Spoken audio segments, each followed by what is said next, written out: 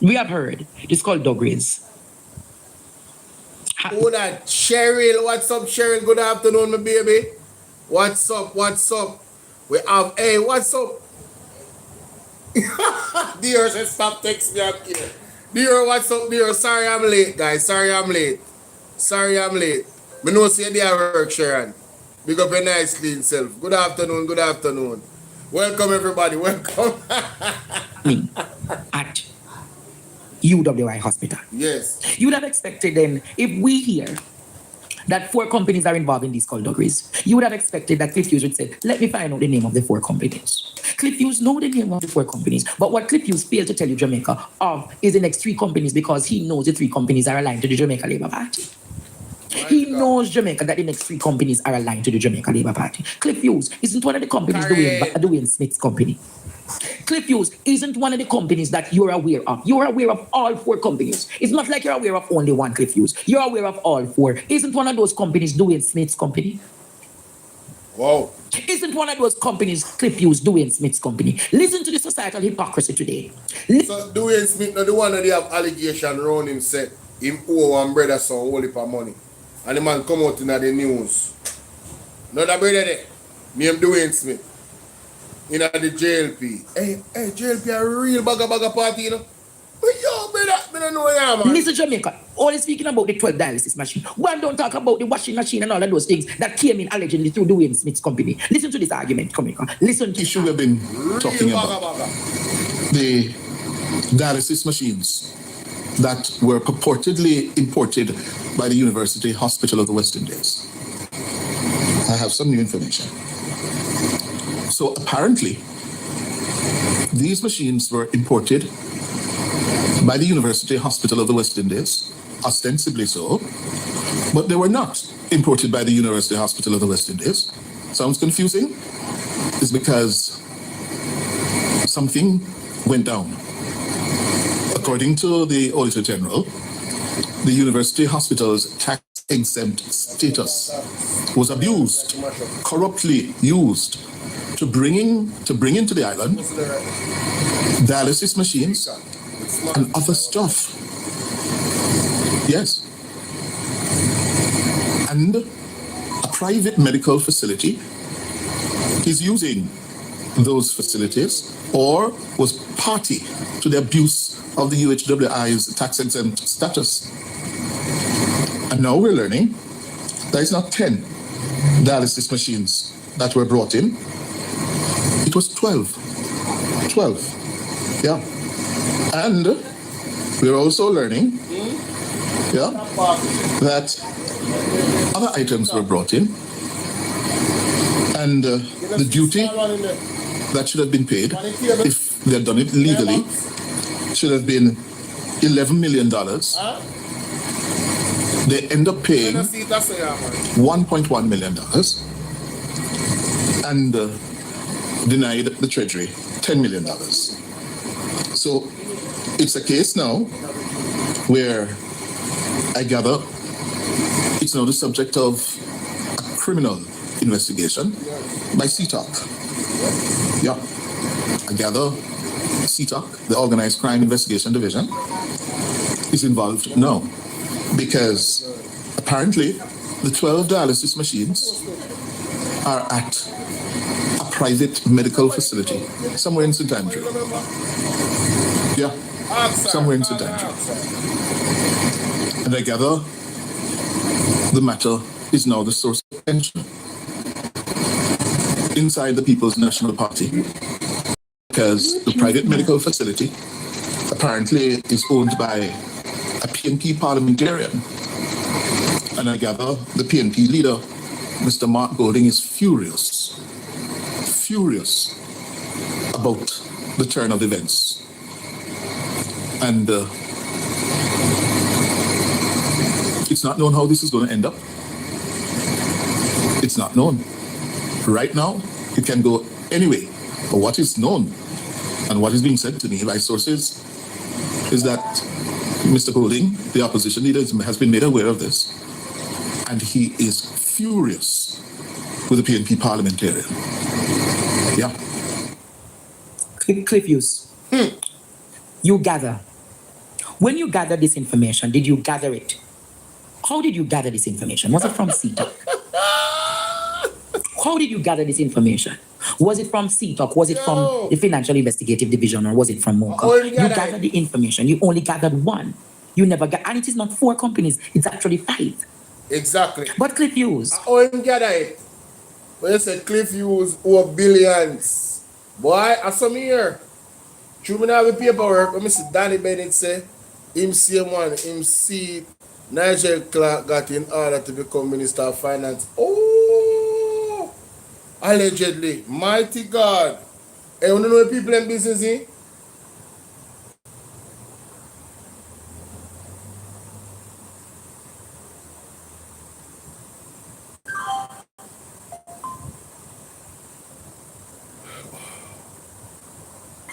You're not supposed to can't hear me now. Right, Jesus. Like and share this video, guys. Like and share this video. Suzette, where I deal with, thanks for liking the live. TikTok, big up on yourself. I pay bangarang, you know? Pay bangarang. So, Cliff Hughes gather. Cliff Hughes, you nobody in a PNP and a friend, brother. Anybody a friend with you in a PNP, them is not a PNP. Anybody and you will tell Nathan Campbell say, you know, you say on your station say, Nathan Campbell forget that why somebody can box him, You, when the gen said, gather, who you gather from? You're a liar, Cliff Hughes. We can't tell you that. I equally gathered. You know what I gathered? That a parliamentarian on the Jamaica Labour Party carried in plates and cups, carried in beverages and supply garbage bins through tax exemptions from the UWI hospital. Crazy. You never gathered that of Dwayne Smith. You never gathered that Cliff Hughes, or you only gathered about the 12 dialysis machine. No, let me just say this clearly. I'm going to big up ABI News because she put out a live about it. I'm totally agree with her. Andre had the same point. This is what we are standing on. We're not business if a PMP is involved. If them involved, fire them. I know some Marky G are going to do the right thing. Once the evidence present, Marky G is going to do the right thing. Because Marky G now mixed up in a corruption. See? Or anything untoward that goes against certain principles. Because he's a man of integrity. And that's the leader that we want to run Jamaica. Not the Andrew Holness, that is the opposite. You understand? So, if indeed Dennis Gordon knowingly, if a film company and him knowingly benefited from tax exemption, and it's proven to be so, because we're not afraid to call him because that the allegation in them must swirl around. It's an allegation. We're bold and bright with it. No, it's an allegation. So if it is indeed true and it's proven to be so, me know some Marky G are going to do the right thing. Remember Dennis Meadows? Remember Dennis Meadows? Dennis Meadows uttered words, ladies and gentlemen, that got him removed. That's all him doing, uttered words that went against the principles of the People's National Party. And he was removed. So, I don't understand why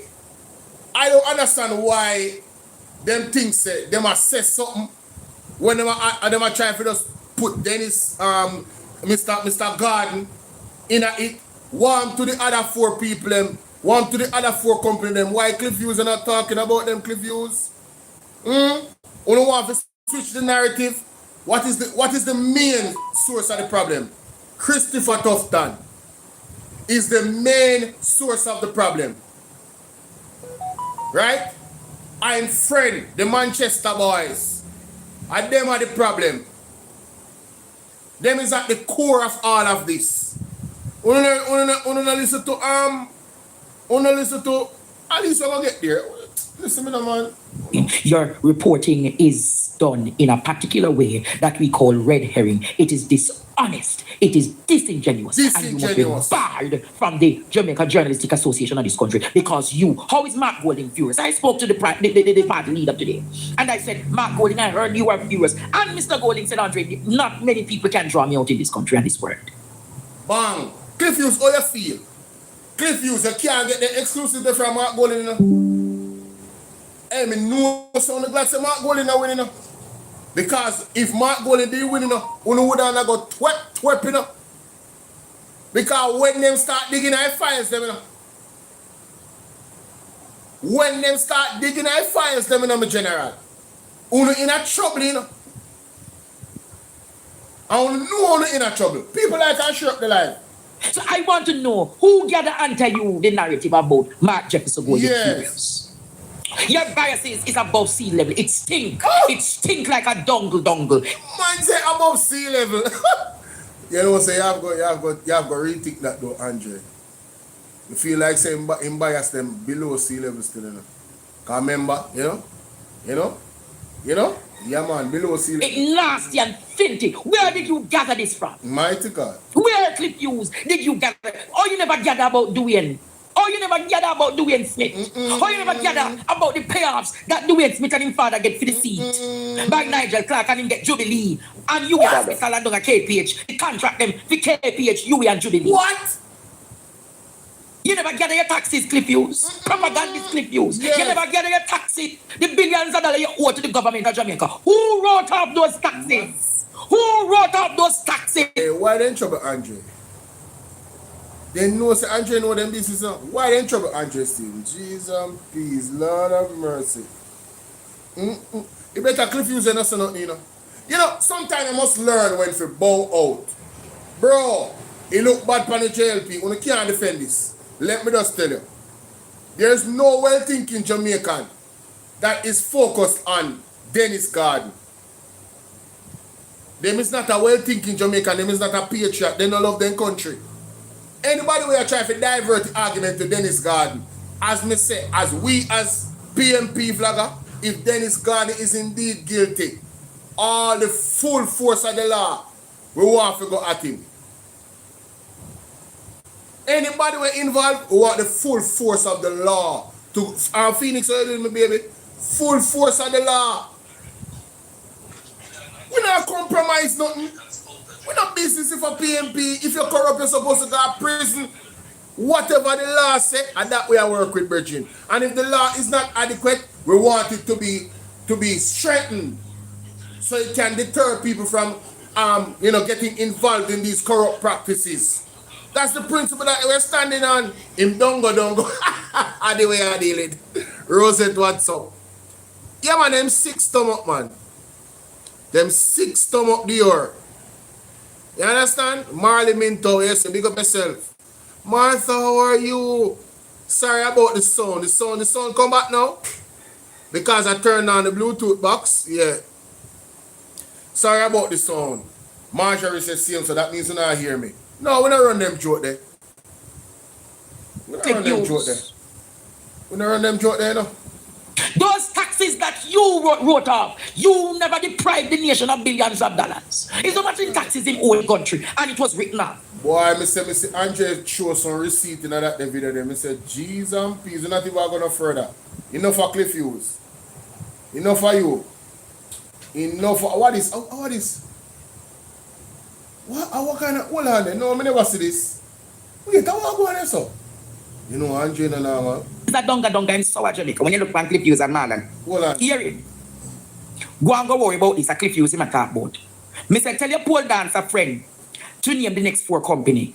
We now go exchange or change the narrative. We want to know about what happened up at UA hospital with the pediatric ward. Me say, as you go and talk, your job security soon get fixed. You don't have no job soon. Me say, me have to go focus for my farm. Galang sour fish. And he not answer me again, Jamaica. I think we rank with them. When you take me rank with them, I No, fix where them. is it Your job that it's like donga in sour Jamaica. When you look at Cliff Hughes and Marlon Morgan, them sour. Very sour.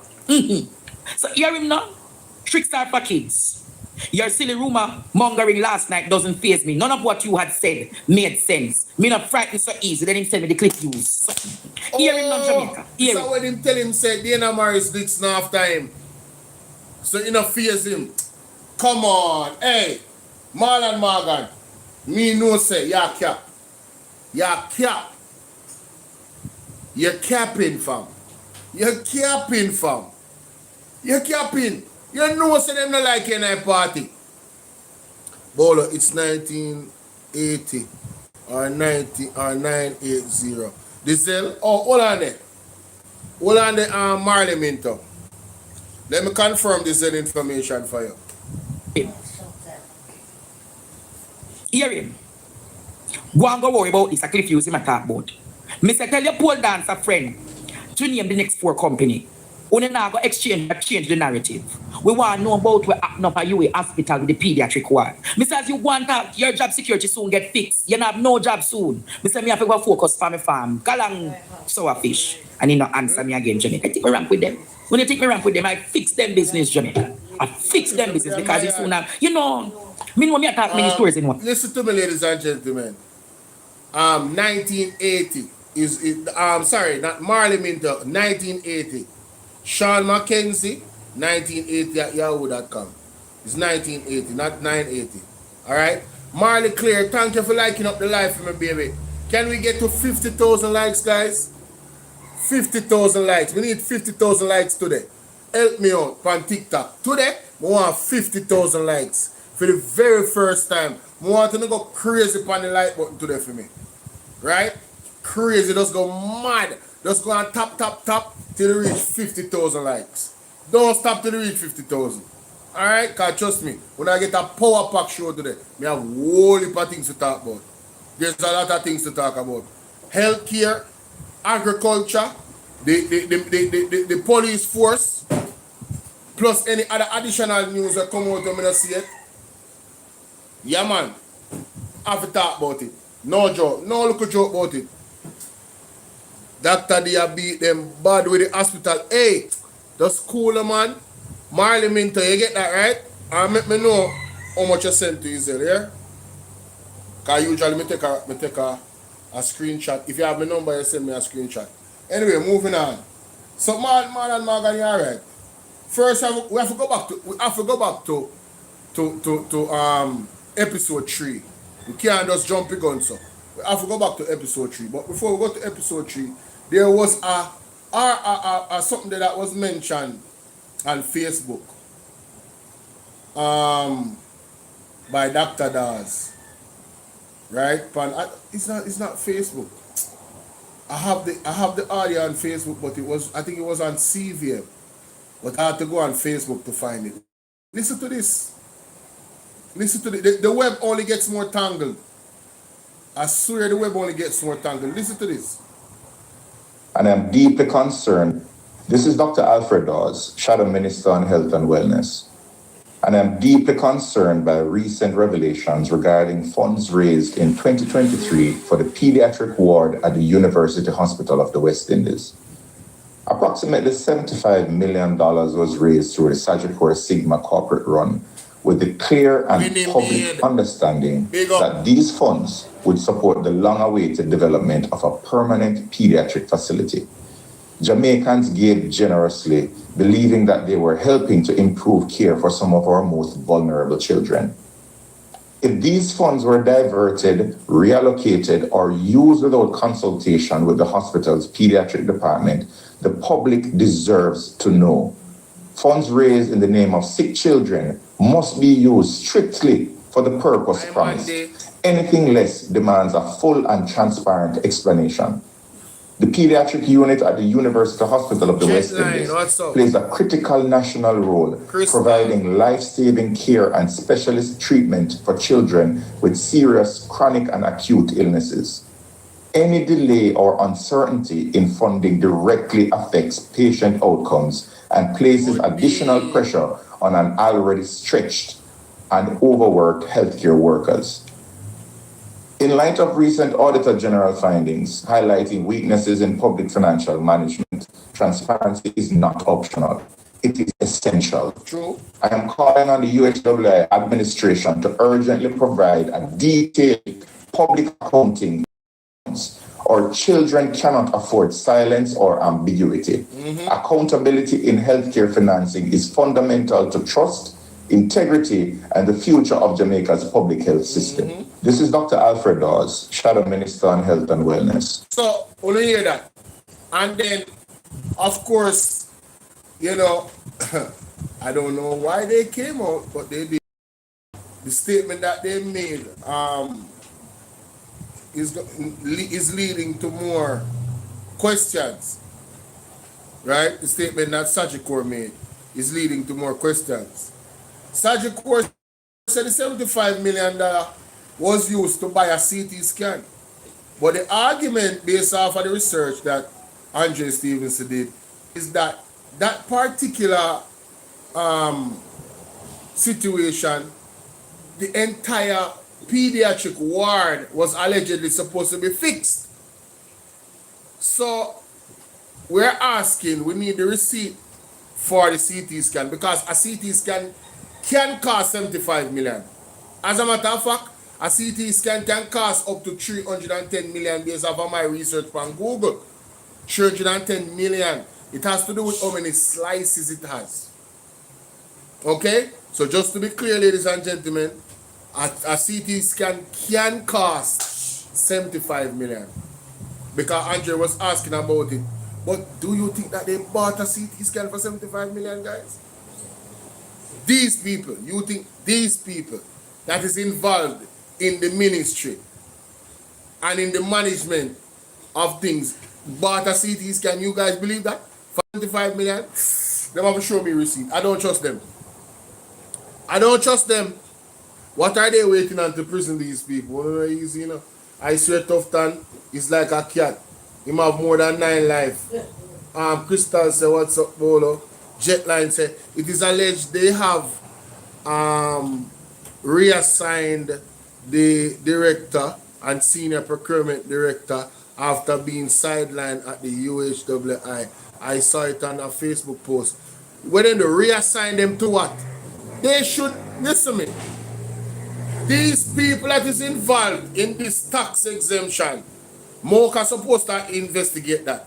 Then figure prison, and right now they should not be involved in nothing when it comes to healthcare or anything to do with money and the government.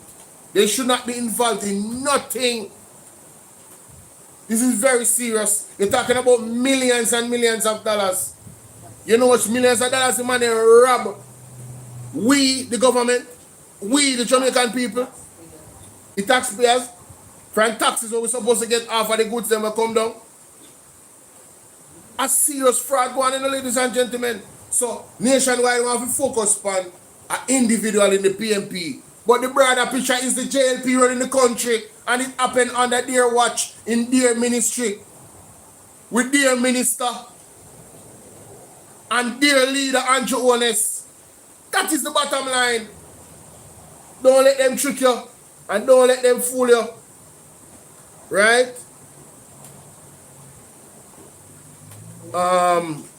Yeah, Marley Minters, me say, let me know how much you send on his here. I swear Tufton is like a cat. Oh, me see that already.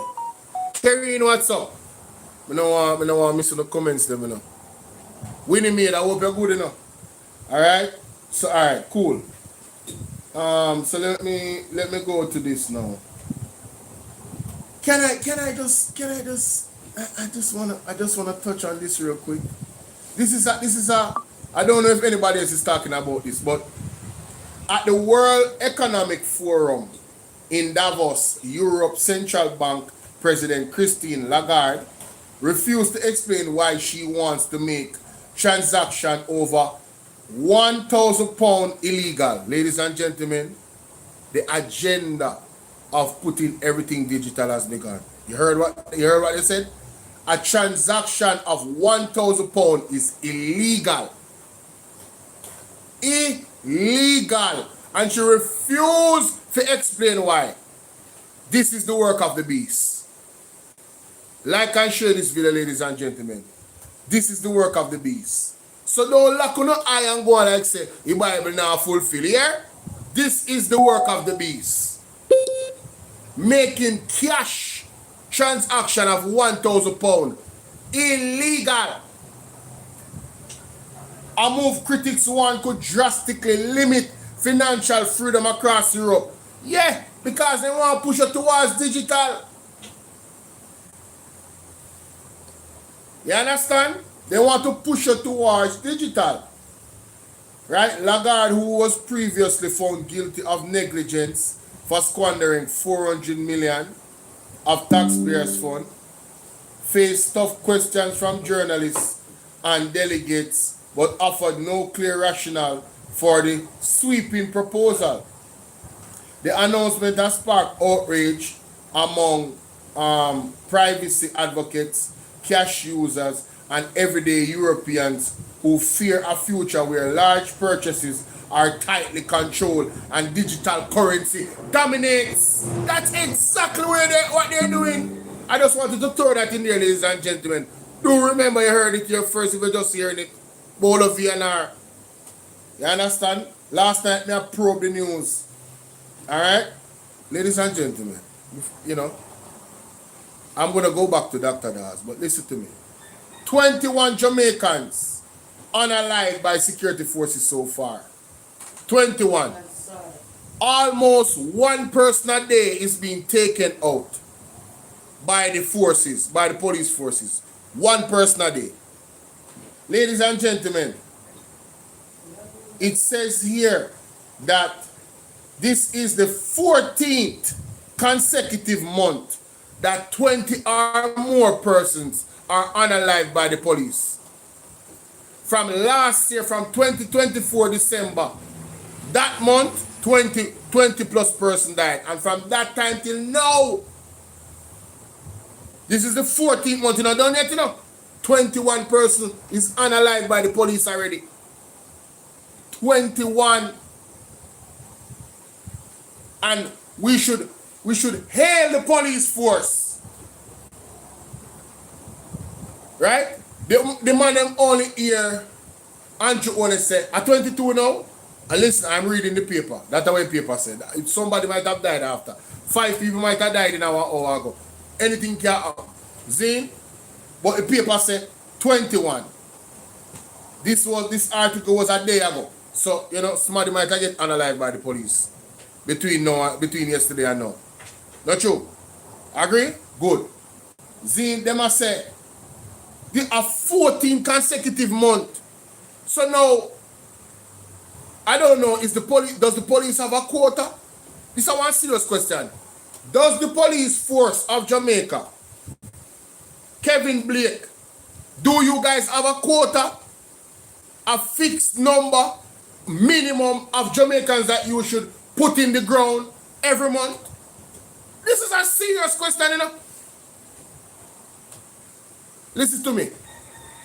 I don't business if them are criminal. I don't care. We are standing on human rights principle. Can the man them go to jail and make them go to court to face the judge? And I'm asking the police, if you here say one of the politicians them are criminal, you're going to shoot them? Question. Are you going to shoot a politician? Are you going to shoot somebody uptown that is suspected to be a criminal police? Are you going to shoot them? If you hear say Andrew Owens do something and him a criminal and him do this, when you go for him, you not going to shoot him and say him a criminal, so if he dead? Are you going to do that, police? Well, if you're going to treat Andrew Owens that way, that you're not going to shoot him, don't shoot the youth them. And come off from a page. Come off from a page, but not making any point. Somebody here look for talk about you and your foolish, so you chat. Come off from a page. Stink out of that, but I'm not making any point. Eh? Are you gonna shoot Andrew Owens, the police officers them? If you hear them, because the argument is, you know, the argument is this. Them are criminal, them for dead and we have to clean up the country. So this is how them clean up the country. All when the youth them don't shoot off and kill them. I don't care say a lie because we have video evidence of many cases. Thank God for CTC camera. We want to execute the pit of them. You know how much young man them are unalive in Jamaica? All country go forward if we not unalive the man them. Of course, we black them IDK. Them out of order. Look who idiot lab rat them are coming on man page. And listen to me, if you're a sensible labor right, it doesn't apply to you when I say lab rat. Lab rat, I dunce them. Let me make it clear, so don't get in on the feelings. If you want sensible labor right, I'm not talking about you when we say lab rat. Okay? Good. Let's just make that clear. Because I can't bother the people in their feelings all the way. You understand? What's up, Ryan? What's up, my brother? Kerry says, push towards digital. Yeah, man, I that them do, man. Blair boy say, Carlos, you forget that Nigel Clark was saying for the longest time that Jamaica going digital, no more money. So it is nothing new. No, what I'm saying is, listen to me. It's not about nothing new. You see, there's a lot of people that are still in denial, you know, my brother. You know, you know. Me know, you know. But in a for them mind, you know. We are chat foolishness, you know. So you see when the evidence come up, we have to show them over and over, emphasize it. If we put the pieces of the puzzle, we see the puzzle already, it don't fill. Them don't put one, them not fit one piece for the puzzle all now. So you see when I highlight these things, it's for those people that cannot see the puzzle. You see me I deal with? It's not news to you, know, but it's news to somebody. How much people know say this government signed the Samoa agreement? How much people know and they signed the Samoa agreement December, wow, it was in the paper December 14th, 2023. How much people know say the government signed, good afternoon Angela, how much people know say the government signed the Samoa agreement? How much people know what the Samoa agreement is? And what it means for the country? How much people know that the Samoa agreement is a 20-year contract? What does it mean for the Burglary law? What does it mean for freedom of speech against certain sexual immoralities? What does it mean? How much people know? See, the Marley Minto said she never know. He never know.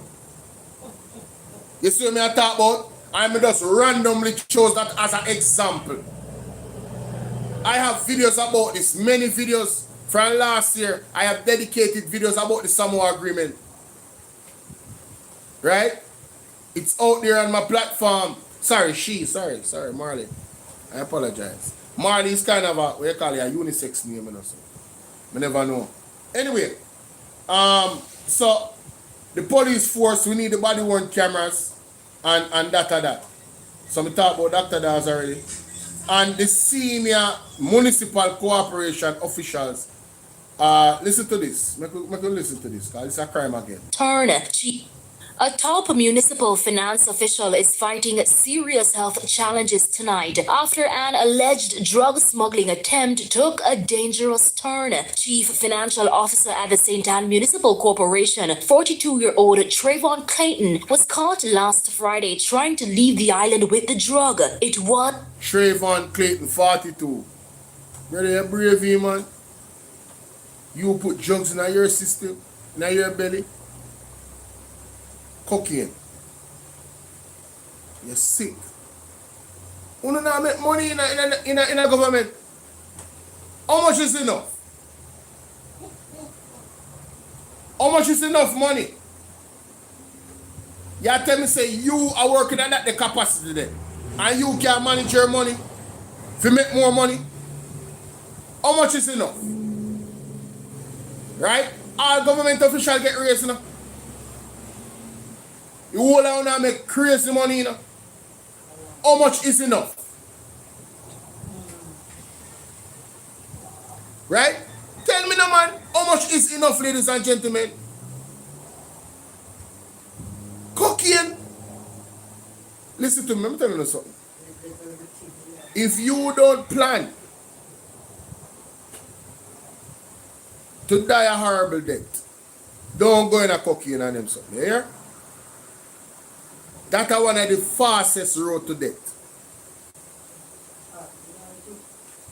Because from what I've seen from the movies and case studies, them people are not so forgiving. When they in them tradings there, them not so forgiving. Them lead with force and vengeance and revenge. Principle. If you ask man when nimble and all want thief, you know you ain't a problem. Left that alone. You understand? Just left that alone. Why get involved in these things? Mighty God. The way I say, the more them get, the more them want Monica. True your talk. Was inside him. CVM News understands that Clayton has so far expelled 82 pellets of the cocaine. I think he suffered an health So what on there? I'm more than 70? At 82? My Jesus. scare. His condition was compromised. I think that now we can say that he is improving, but at one point there was a serious concern about his health because of the injection. Charges have now been laid against Clayton and his co-accused 42-year-old Latoya Hemmings, who's senior managing accountant at the Trelawney Municipal Corporation. So you turn on 42. And when you turn 42, you don't need that. Something, alright? What's up, Lady G? Lady G said, be our TikTok husband. Big up yourself. Alright, Lady G. God is good. Now, if you have a wife somehow, mighty goodness.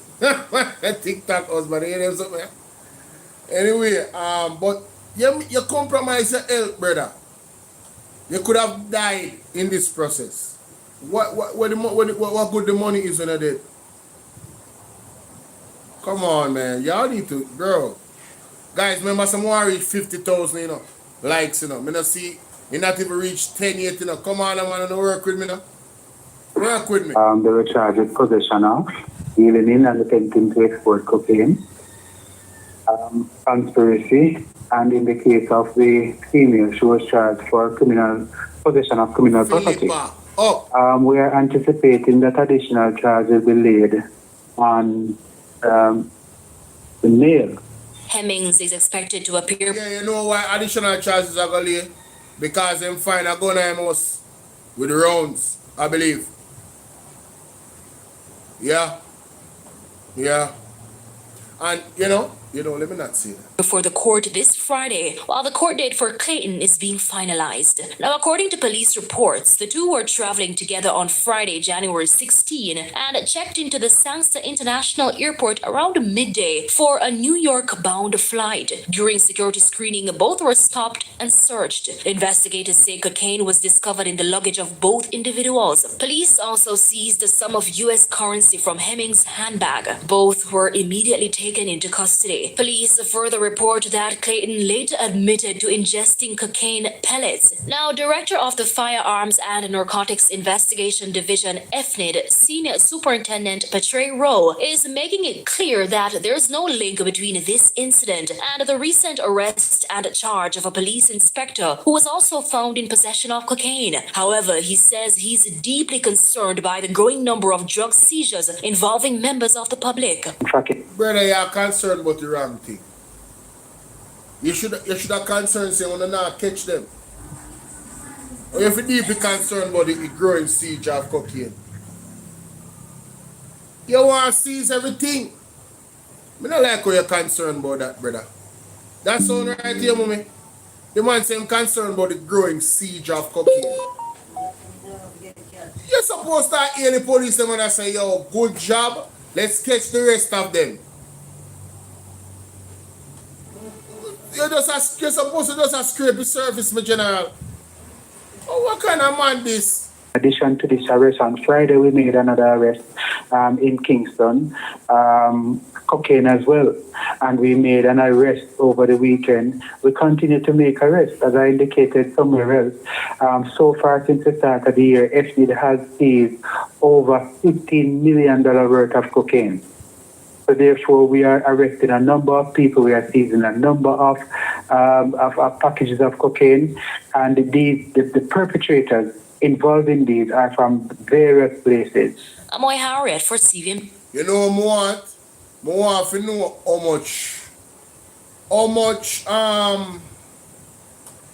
I want to know how much money, how much drugs has been seized and found under this government. This a government. Are some of the biggest drug busts them, you know, in the history of Jamaica, you know. under this government, you tell you. Biggest, me hear me say, we know some talk about it all the time and show evidence. Some of the biggest, I mean hear Mystic Sensation and Melting Pot talk about it too. I brother, I saw serious amount of cocaine that come through Jamaica, you know. When make I think, you think Trump don't know what go on? When make I think Trump them did they out in the waters what they are? You don't feel like say Trump are just bully? No. Trump know the people that have intelligence. Albeit that he use it for other means. For secure interests. But the reality about the drugs is real. The reality about the cocaine and move cross is real, ladies and gentlemen. Jamaica is a transit point, them say that USA say. For high levels of cocaine come through it. So you can't be surprised. No, when you hear them catch people. You understand what I say? You can't be surprised. And then you see big superintendent involved in these things. You can't be standing what the man in the find one sergeant, a sergeant or a corporal. Coming in a newspaper. Where I lead one gang. Police a lead gang, you know. Then catch one down a St. Elizabeth with goat. And other man a thief goat. You never hear about that one there. An illegal firearm. You never hear about it. You need to read the newspaper, yeah? You remember goat. Dangerous times you're living in. Tell me, I tell you that. Listen to this. It's about It has raised serious concerns about governance at the University Hospital. On Auditor General's This are the NIA, the new NIA chairman or president. Me rate that brother. Him come out swinging, him now hold back. Listen to this. We must report published last week has raised serious concerns about governance at the University Hospital of the West Indies. The report found that over several years, the hospital abused its tax-exempt status, costing the country millions of dollars in lost revenue. It also identified repeated breaches of procurement guidelines and noted that audited financial statements and annual reports were not submitted for 6 consecutive years. Principal Director of National Integrity Action, Dr. Gavin Myers, says the findings point to deep systematic failures. If we accept that the integrity of the Auditor General is unquestioned, then we have to accept that this report shows that there are egregiousness of the systems that were in place. So you hear what the man said? If you accept that the Auditor General report is she is, you know, of integrity in terms of her reporting. You hear what the man said? Well, you have to accept, and I accept that the Auditor General has integrity. The Auditor General, this Auditor General has proven herself over and over. She don't business about PMP or JLP. She don't business about that. She only business about the facts. Listen to what she has said. Listen to what the man has said. I really think the man has Annual reports were not submitted for 6 consecutive years. Principal Director of National Integrity Action, Dr. Principal Director, yes. Hey Babsy, what's up Babsy? What go on, my baby? Big up yourself. Gavin Myers says the findings point to deep systematic failures. If we accept that the integrity of the Auditor General is unquestioned, then we have to accept that this report shows that there are egregiousness of the systems that were in place. And with that, we should be focused on what should happen next. Because we'd expect now that we speak about the role of the boards, the formation of the boards, and the need for accountability. And if this is a board failure, then we'd expect that the board would do the work and go. And the part. You hear that? If it's a board failure, whoever is a part of the board, the CEO, all of them, they need to go. And if Christopher Tufton a black that in any way, him need to go too. Him need to go too. As a matter of fact, him big need to go for the 24 babies them in July, where they did a 24 day at Jubilee Hospital. Him big need to resign from them the time there. I don't know how comes people have a man like that run an election and then vote for him. Hey, Jamaican people, you know, evil, you know, to yourself, you know. You know, absolutely evil to yourself, you know. You remember when the PMP MP, the PMP Dr. Minister of Health at the time, and Andrew saying, yeah, the dead babies them crying. You remember? And he was removed for that situation. I think about 11 baby. 24 babies died at one hospital in 25 days. And Christopher Tufton was still allowed to remain as Minister of Health. And still running at the election. I want to vote. Uno vote for him? Uno vote for him? Uno wicked to yourself and anything you get to take. You see when Funo family member reach a hospital and Funo pick me up baby, Funo daughter have baby and anything up to them, blame it on yourself. Look pan where the Auditor General put out the other day. The man them have other things for company and get tax exemption and then I buy back the thing them from them. And the individuals that are at the head of the UHWI are Christopher Tufton friend them from high school. Christopher Tufton friend them from high school. A film friend them around UHWI. Mr. Fitzgerald and the next one. Eh? Listen to me, man. You not hear what Dr. Alfred Dawes say. Party something. Where the nurse them say. The nurse them say. When the man them wanna get a new CEO and them go suburbs and do the whole procedure. The lady fly down from England and the people them there they are going like say they don't want to meet with her. And the minister, it is alleged that the minister met with her and it was not pleasant. And the lady is a top tier at her level, well highly recommended. Why wouldn't you hire somebody like that for the job? You know why? Let me tell you why, ladies and gentlemen. Because you want skullduggery go on. That is why. Because you want the skullduggery to continue. So Christopher Tufton is just as responsible for what has happened at UHWI as the individuals in management and on the board. You all of them figure out prison. And anybody else will benefit if they're in a PMP, they figure out prison too. And that we say. And that we mean. What you talking about? Huh? A high levels of corruption this. High levels. Parameters for the work to ensure transparency and accountability is put in place. Dr. Myers warns that the implications goes far beyond UHWI and affect Jamaicans island-wide. Let's say you're from Kilmarnock in the border of St. Elizabeth and Westmoreland, and you are at the health center nearest, which is you are at the nearest health center. It is 100% certain that the doctor that will see you there was trained at the University Hospital. No, you know what this man is explaining? The reach of the UHWI. The UHWI is where the premier doctors come from. If you are reading the report, ladies and gentlemen, and you're reading the concerns of the people, the nurses and the trainees at the hospital, they are being overworked. They don't even have time to go to class. You now watch episode them and listen carefully. Instead of going to class, they have to work. They are there to work and go to class. They are there to train. The one that is going to the university and go and train and the job training and then go to class. But because the them understaffed, and it's their fault why them understaffed, you know, because them not hire nobody. I want big old slave ship, you know. If you don't read, listen to me, if you don't look for all of the evidence, the man them around one big old slave ship. The man them is severely compromising the people them that actually go to the hospital. Because all of the senior people them, the man them a push them out. And I use the local intern them, as what Dr. Dawes said, setting them up for failure, ladies and gentlemen. Setting them up for failure.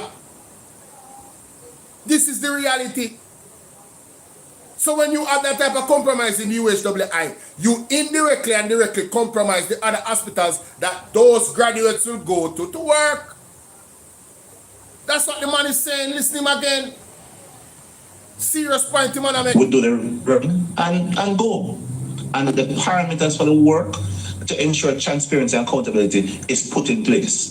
Dr. Myers warns that the implications goes far beyond UHWI and affect Jamaicans island-wide. Let's say you're from Kilmarnock in the border of St. Elizabeth and Westmoreland, and you are at the health center nearest, which is you are at the nearest health center, it is 100% certain that the doctor that will see you there was trained at the University Hospital.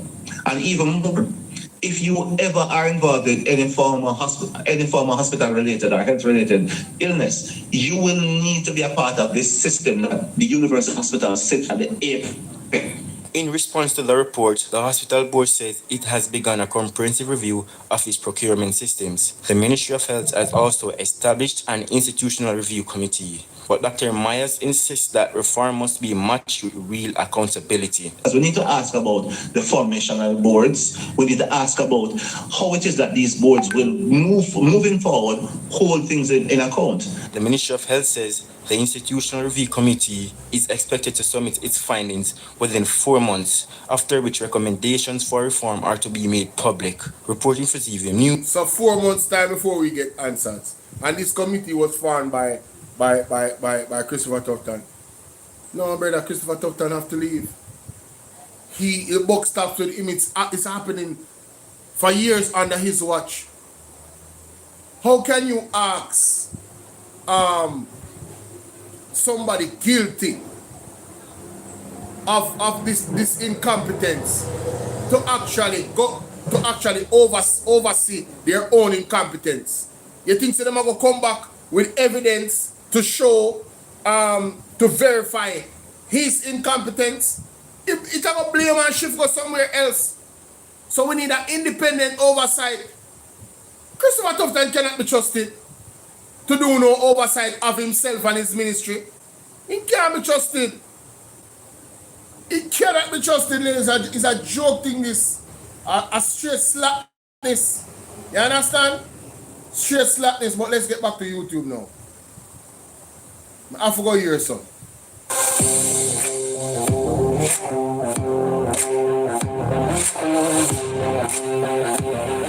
First 2 episodes, we outlined the history and regional significance of the UHWI, the infrastructure and supplies crisis, and the staffing concerns.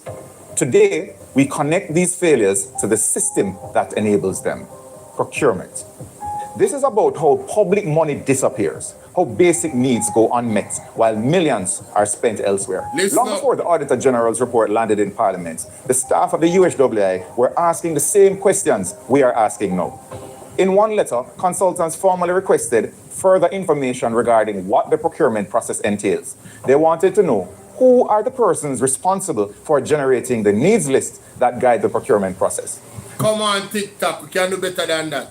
Like and share up the video, man. We need at least 50,000 likes, man. We just there what? What that? We just there, not even 10,000. Oh, man. Come like I don't know why I got 50,000 likes anytime soon. What's going on, guys? You know, work with me now, man. Work with me now. We also have a gift goal, you know. If you don't know on top of the screen, drop some hats.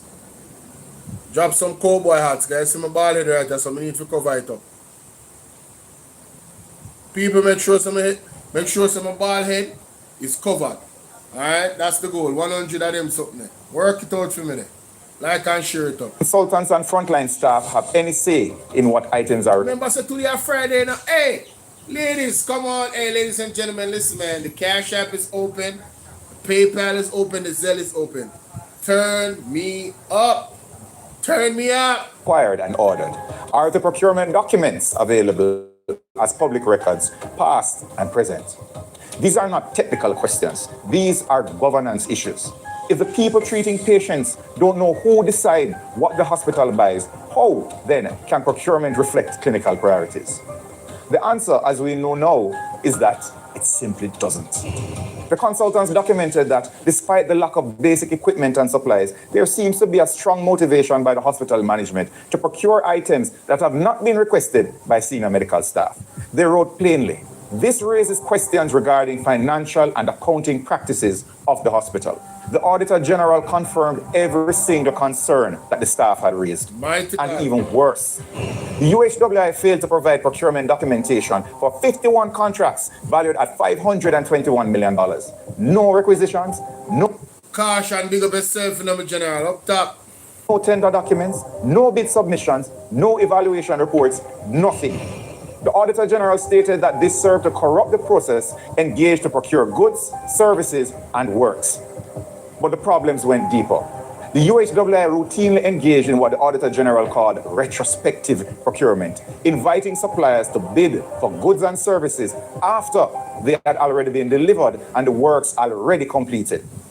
Yo, the level of corruption. Bro, listen, we're not just here using buzzwords, you know.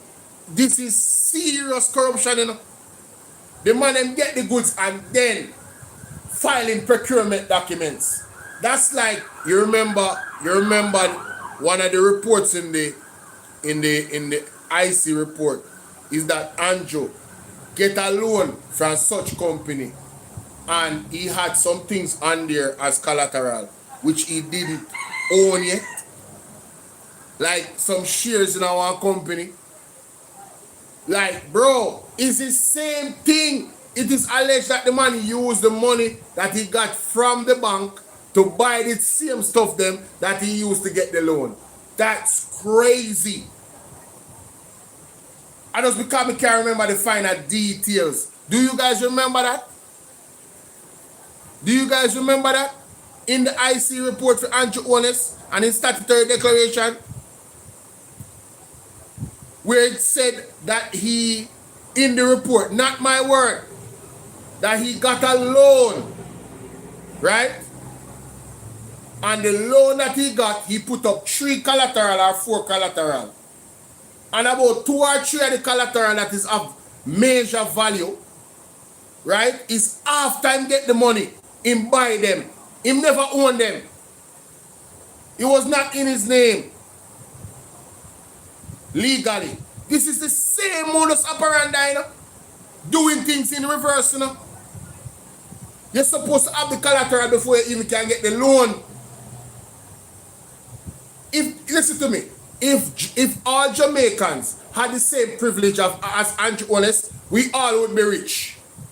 Listen to me, bank, I own that beachfront right there, worth, wow, 520 million US. After I press big up. Me, just imagine, you know, me tell the bank, say, somebody flagged me a while ago, and it was a false flag. And my numbers then drop, but God is good. TikTok just tell me, say, me approve. Just imagine, me go to the bank and tell him, say, I am the owner of that beachfront of 520 million US. Big property with how much villa pani or something. I'm want loan. Zin of about how much we can get a loan for if we have that type of collateral there. Tell us I want a loan of 1 billion US. To put up that as a collateral with something else. Lo and behold, me get the loan of 1 billion US and then buy the property, which me never did own, for 520 million US. And then use the rest of the money to do what we want to do. Ladies and gentlemen, what can go so? This is what the IC report said. It just want to understand.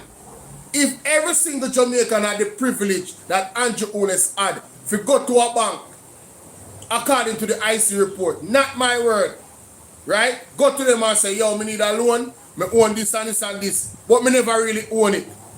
Who give him the loan? Did they investigate if him own the thing? No, listen to me. All the way with the rich, you know? After I press to the rich, talk your mind with the rich, if they're not rich already, ABR with a rich, Andre Stevenson with a rich, Mystic Sensation with a rich, if you're not rich already, Mr. Lonesome with a rich, if you're not rich already, Carlos with a rich. Talk your, my name, my General Sulfur with a rich, Jeffrey Tavares with a rich, if you're not rich already. Let me tell you something, man. Let me tell you something. That is madness that in the report. And I'm saying it's the same thing happening in the UHWI. The man is doing the thing them in a reverse. Do you guys know that it was a whistleblower that caused the Auditor General to do this investigation? Do you guys know that? somebody within the UHWI said enough is enough. And they reported it. And I want to say thank you for being a patriot of this country. Thank you for standing up for the right thing and calling it out to the authorities to come and investigate and do a thorough investigation. Because if it wasn't for you, we wouldn't know what is going on in the UHWI.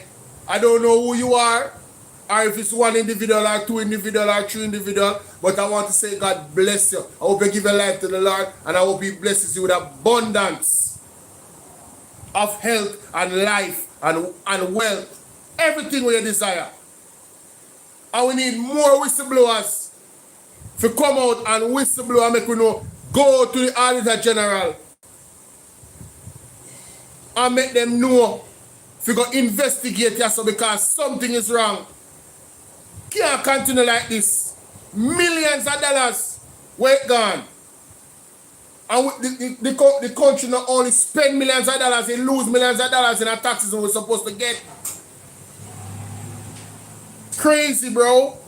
Crazy. The bid invitations implied that a legitimate competitive process had taken place when in fact the outcome was already predetermined.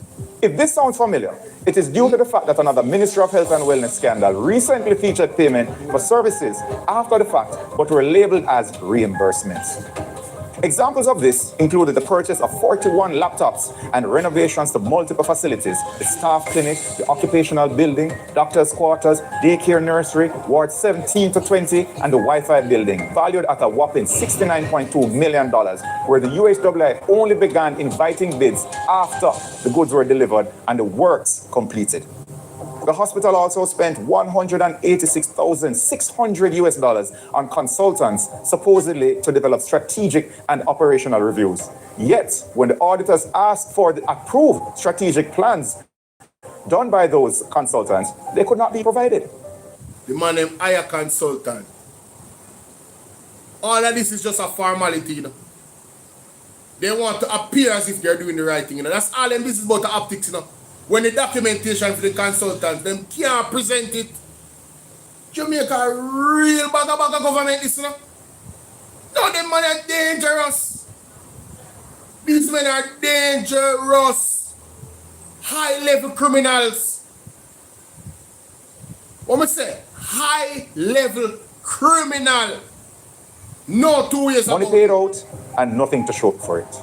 Absolutely nothing. Crazy. The UHWI misused its status to import $76 million worth of goods for 4 private companies, costing taxpayers $23.1 million in lost revenue. Yeah. In one case, the hospital imported cups and dishes for a private company, then purchased those same items back for $6.9 million.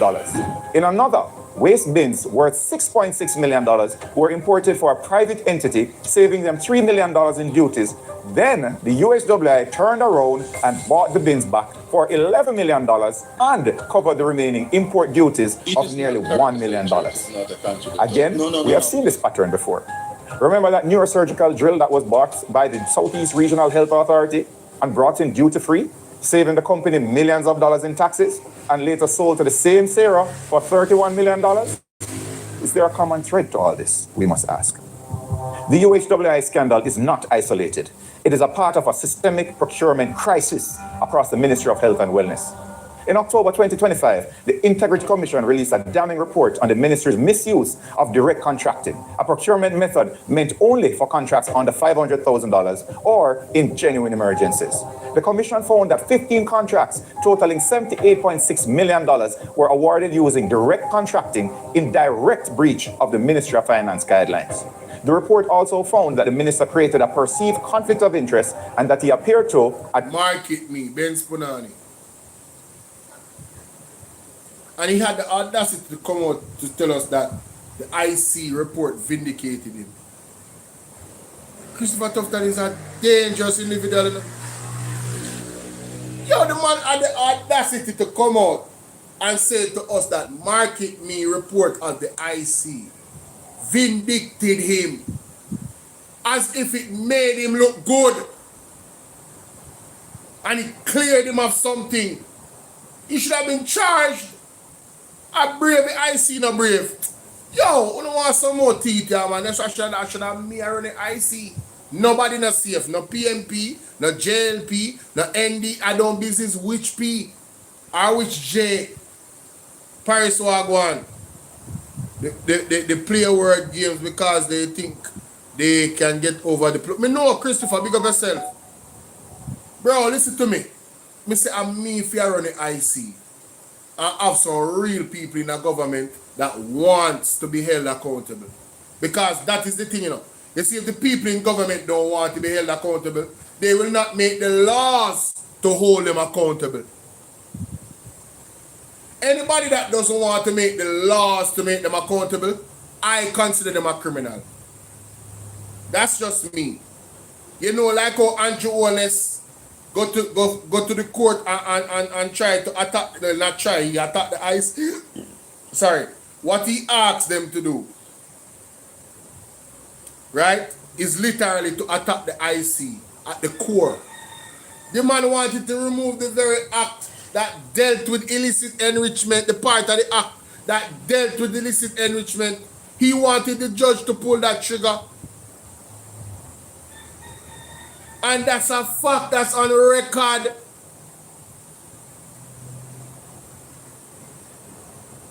And I mean, he has no shame. He has no, listen, the man is a bare-faced individual. Stiff-necked, bare-faced individual. And like I said, anybody that I see try to remove laws that hold, any government official that try to attempt to remove laws, like how they were trying to say, oh, you know, we should remove impeachment.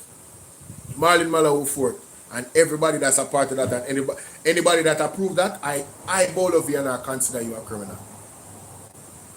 By default. But me say by default, and that's my opinion, I'm entitled to it.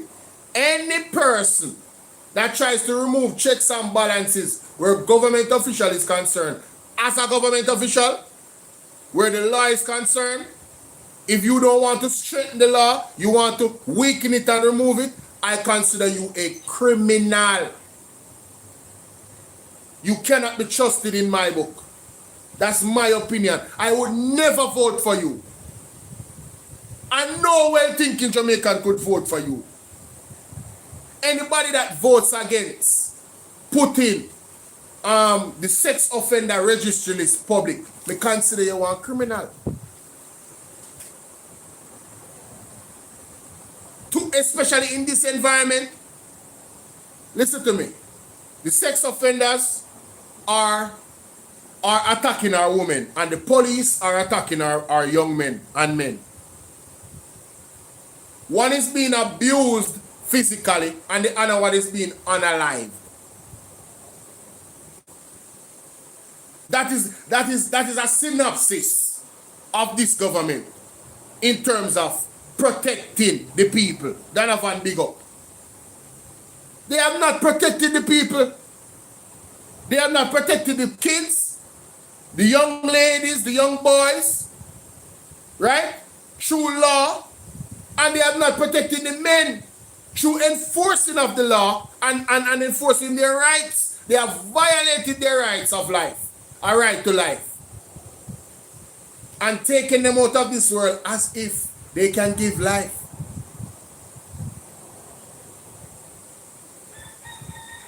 Me thank God, so when police look for me, they know, say, all right, him good. And our Father God do that. So all praises to the Most High. And I'm very respectful. So, I want anything to do with police, and police are do me anything. Only just know, say, I must the government send them. You can't tell me that right now. Because I'm not the good day user. I'm not disrespectful. And I'm not a criminal. You understand? That is it. Advanced private interest. While the Commission stopped short of calling it criminal, it described the conduct as ethically problematic. During the COVID-19 pandemic, the same pattern was seen. An Auditor General report found that the Ministry of Health and Wellness made payments totaling $337 million to 7 hotels for quarantine facilities, but yet they only had formal contracts with only one. The 6 providers without contracts received a total of $293 million.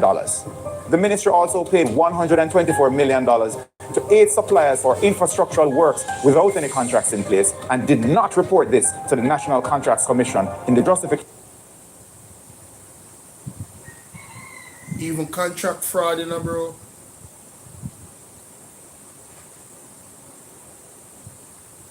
For using direct contracting. There were also regulatory breaches in the preparation of payment vouchers, with the Auditor General noting weaknesses in controls over the COVID-19 fixed asset acquisitions and an inability to confirm how $174 million transferred to other agencies was used. The absence of procurement documents to justify the $561 million spent at UWI is a cause for concern, especially in light of overpricing and manipulation of the bidding process seen in the Ministry of Health. There was a $31 million neurosurgical drill purchased for the Bustamante Hospital for Children in 2025 that highlighted this practice. I then raised serious questions. No, Christopher Tufton survived so much scandal, bro. And a better question. If that is the standard, how is Jamaica going to move forward with a standard like a health minister, such an important ministry that deals with helping the vulnerable, where money is being stolen, period, point blank, robbed from one hospital, you know? One hospital, we're not talking about the other hospital, one out of the hospital. And one of the main hospital, an educational institution as well. That's why them say them now surrender Jamaica to the PNP. Because of them feeding tree. The whole of them are get rich off of our tax dollars. And them friend too. Nepotism, cronyism, skullduggery. Mighty God. About the procurement process, alleging that the drill was overpriced and that bid manipulation had occurred. I also pointed out that comparable neurosurgical drills are available internationally for a fraction of the cost, between $3 million and $5 million. Remember the drill, you know? You can get the drill for $3 to $5 million, and they paid $31+ million for the drill. No, we don't know who own the company. You want to know that, right? And you know so that's illegal, right? These are criminals. And all of it happened under Christopher Tufton watch. These are criminals.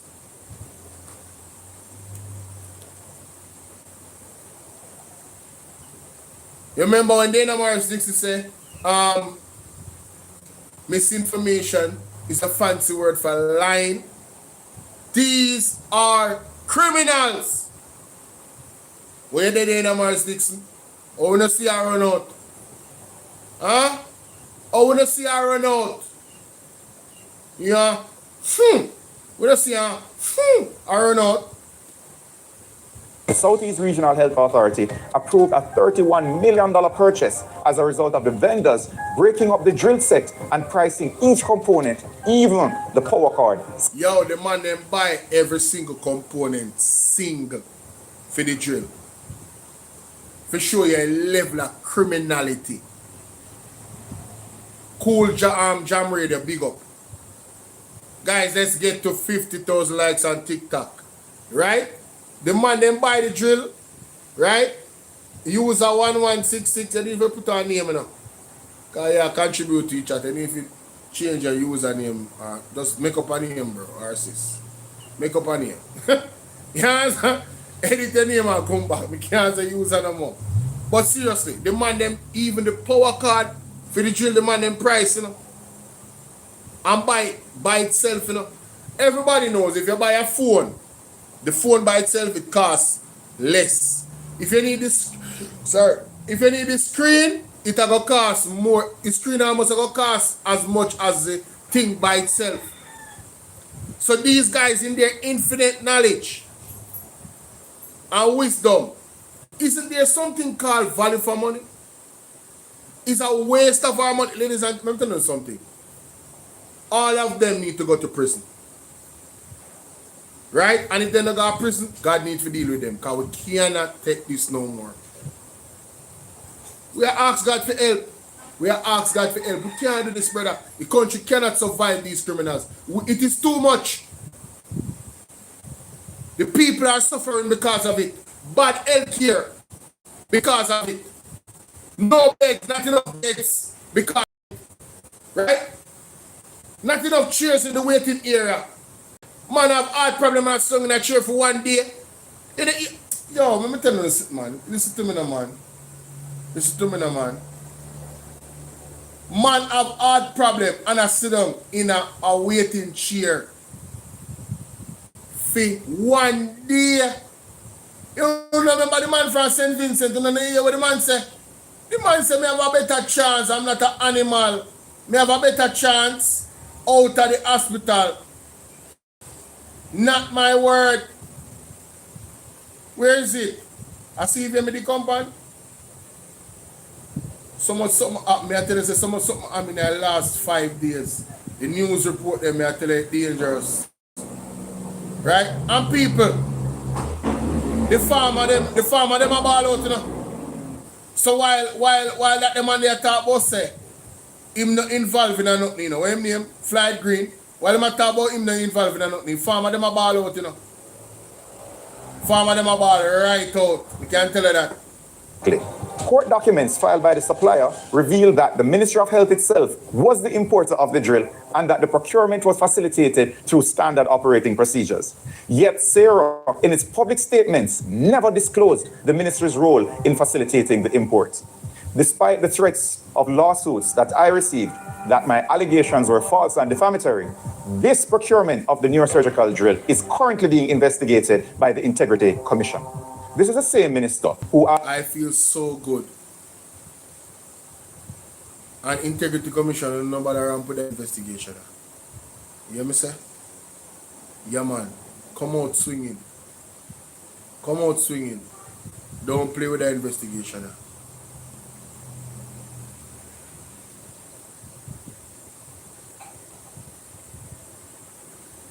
PSOJ now have nothing to do with the next leader of Jamaica. And some of them are going to prison too. You think I joke? After the Integrity Commission exposed the improper $80 million contracts, spoke about strengthening procurement practices. The same minister who assured the country that systems were sound, even as scandal after scandal emerged. So how does this really work? Yes. How do you award hundreds of millions of dollars in contracts with no documentation whatsoever? How do you bypass competitive bidding, misuse tax exemptions, and overpay for basic equipment, all while telling the public that everything is fine? Well, here's the playbook. 1. Sideline the clinicians. Sideline the clinicians. Sideline the clinicians. Write it down, ladies and gentlemen. Sideline the clinicians. As a matter of fact, hold on. Hold on a little bit. Just hold on a little bit, my people. Don't move one muscle. This is something that I definitely have to record. Is that something I definitely have to record? Sorry about that. I forgot to say every time. Turn on or something.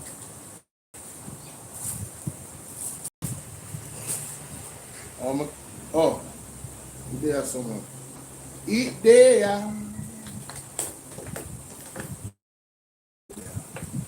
I have to record this, guys. This is super important. Super important.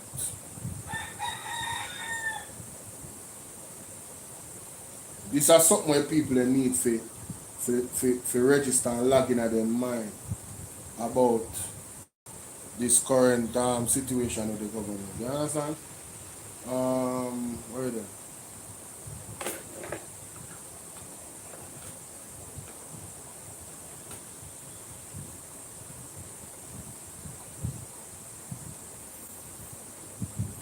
Right.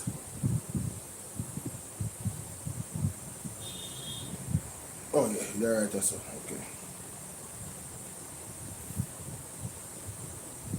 Make sure it's a microphone on the device itself. There it is. You know. Okay. Yo. My check. 1 2 1 2. Alright, good. Alright. Then we can do so. Paste this.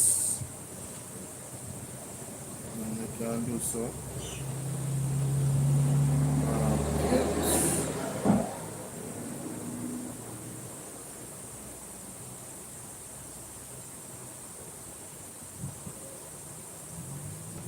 What the timestamp? What the timestamp? 9 minutes and 40 seconds.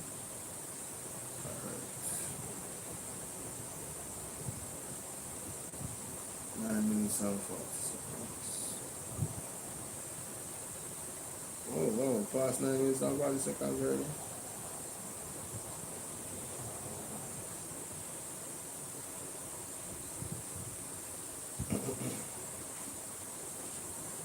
Alright. I'll turn on my camera for this. Let me see. What a thing.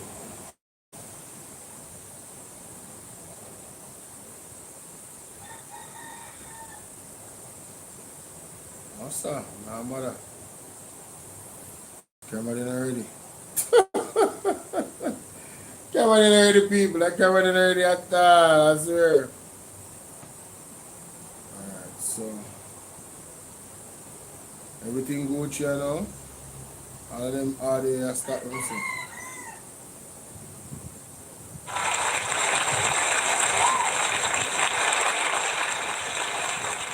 Alright. Alright, perfect. Ladies and gentlemen, pleasant day. Hold on. Ladies and gentlemen, pleasant day. Hope all is well. It's your brother Bolo VNR. And in this one,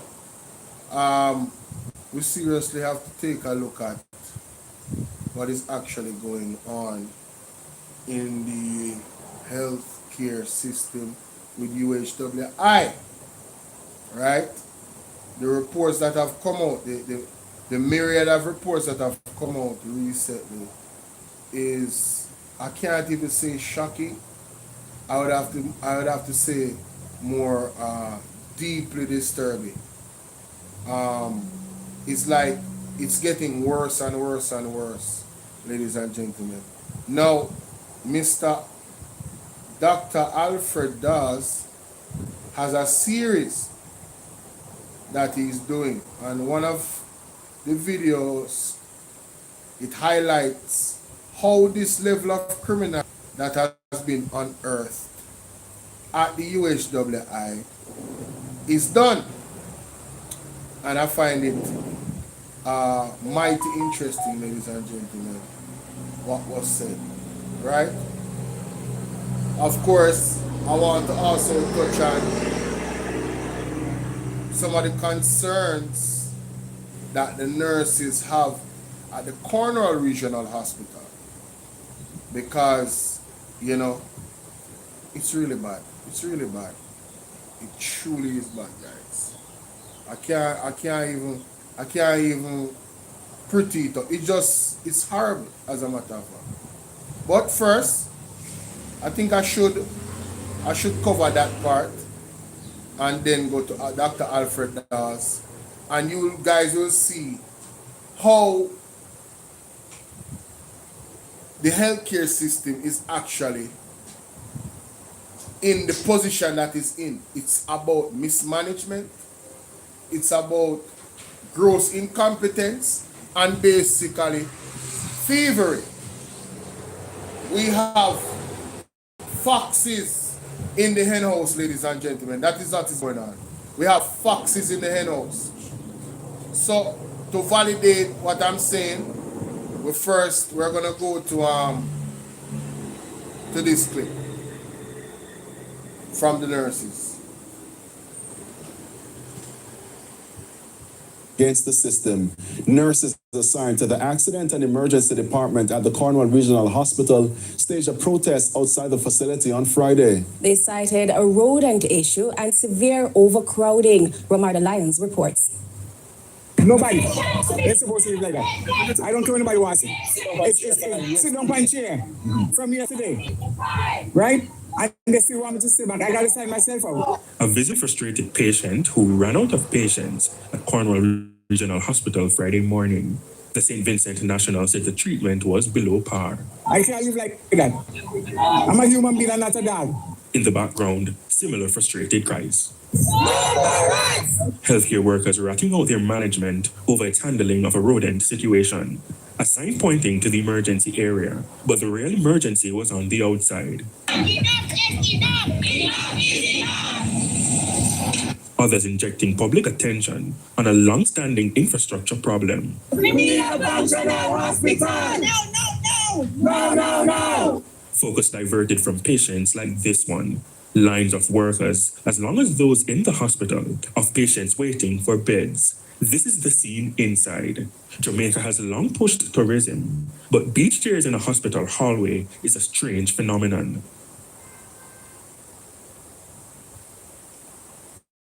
Guy that did this report, bro, I'm telling you, the commentary is unbelievable. Jamaica has long pushed tourism, but a beach chair in the hallway is a phenomenon. Asgol, what's going on? Lagos, what's up? This is embarrassing. But that's not the bad part. Well, that's a bad part because you would think they would have proper equipment. But when the money is being stolen, ladies and gentlemen, when the money is being used for tax exemption, right? When the hospital should be getting 23 million, that Ministry of Health should be getting 23 million to add to all of the needs that they need in terms of equipment. We see what happens. The money is being robbed and the people are suffering. The nurses are suffering, ladies and gentlemen. Let's continue. The patients, the nurses, and all Jamaicans are suffering because of a few criminals. We must demand, ladies and gentlemen, real accountability, not just words. You understand? And if we don't get that accountability, we have to take it to the next level. Because our people are dying as a result of this level of criminality. Right? Even the nurses and doctors, there's reports of doctors falling out, literally, and going into the next life because of exhaustion. Crazy hours. Right?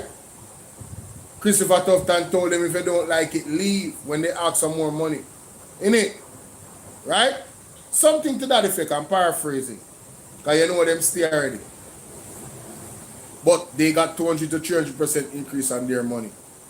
They never told themselves that, you know what, I should just leave out of Jamaican politics because I'm not really making enough money here. They got a fat paycheck. Let's continue. The nurses said it doesn't sit well with them. We have to be taking care of patients on the floor. That's not hygienic. Patients sitting on the chair for a week, 3 weeks or more. We don't have enough bed space to care for our patients effectively. That's not safe for our patients. We're crying out here for our patients and for ourselves. Of course, don't have enough staff to manage all of these patients. Sometimes you have one nurse to 50 people, 30 people. Makes no sense. The nurses are very distraught. Their health is at risk. The patients are also at risk, and we cannot take it anymore. There are currently over 100 patients in the area, and it's supposed to house maybe about 35. In excess of over 65 patients, and on Thursday alone, 88 patients waited in the A&E for beds. And my nurses have to hold patients that is provided resuscitative care on the floor. That is inhumane.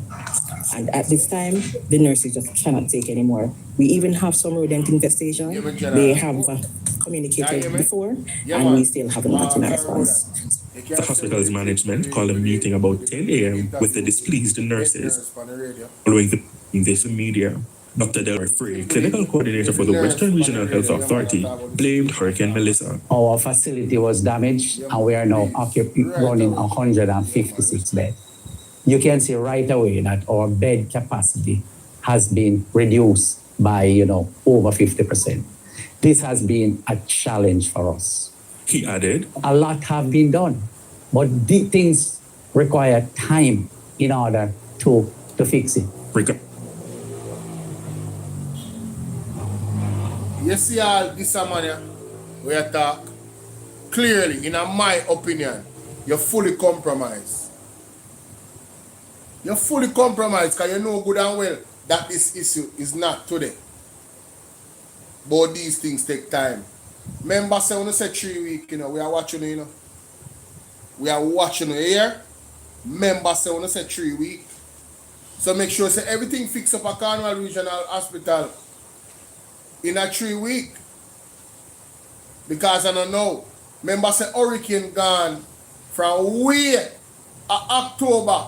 So if some happen, and because of the hurricane, why the situation stay like how it stay? A 3 month now, Almost, Couple days, 5 days from now, or so.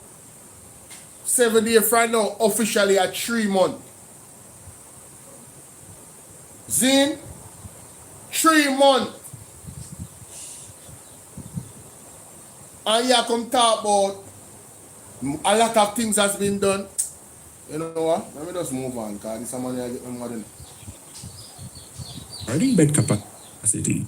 Within 1 week to 2 weeks, we should be able to get that because administration is moving aggressively to have the area reestablished. We're going to get what's called a dome Lorna, what's up? Can house somewhere between 100 to 150 beds. CEO Charmaine Williams-Beckford says the rodent issue is being worked on as well. Since Melissa, you would have expected, given what is happening in the communities, and we're within a community in Mount Salem, that there seems to be an increase in rodent on the compound. But we have our partners, or primary healthcare, St. James Public Health Services. They are starting a program, and the program should include our campus. They all. Hey, I want to notice the lady said there has been an increase in rodent, That means a rodent did there already, That means the problem did there before, Melissa, You have to listen to the people when they are talking, Kim on what, my baby?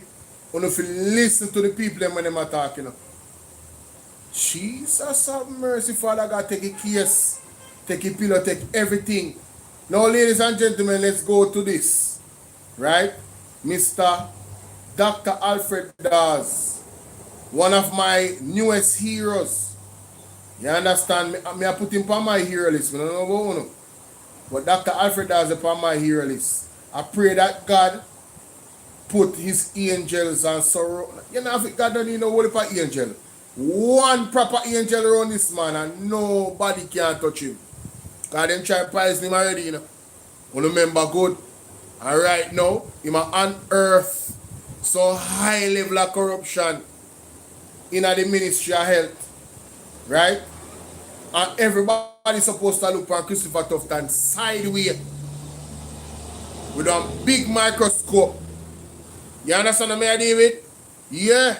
So I could hear what I'm saying about how the skullduggery at UHWI and other places within the Ministry of Health.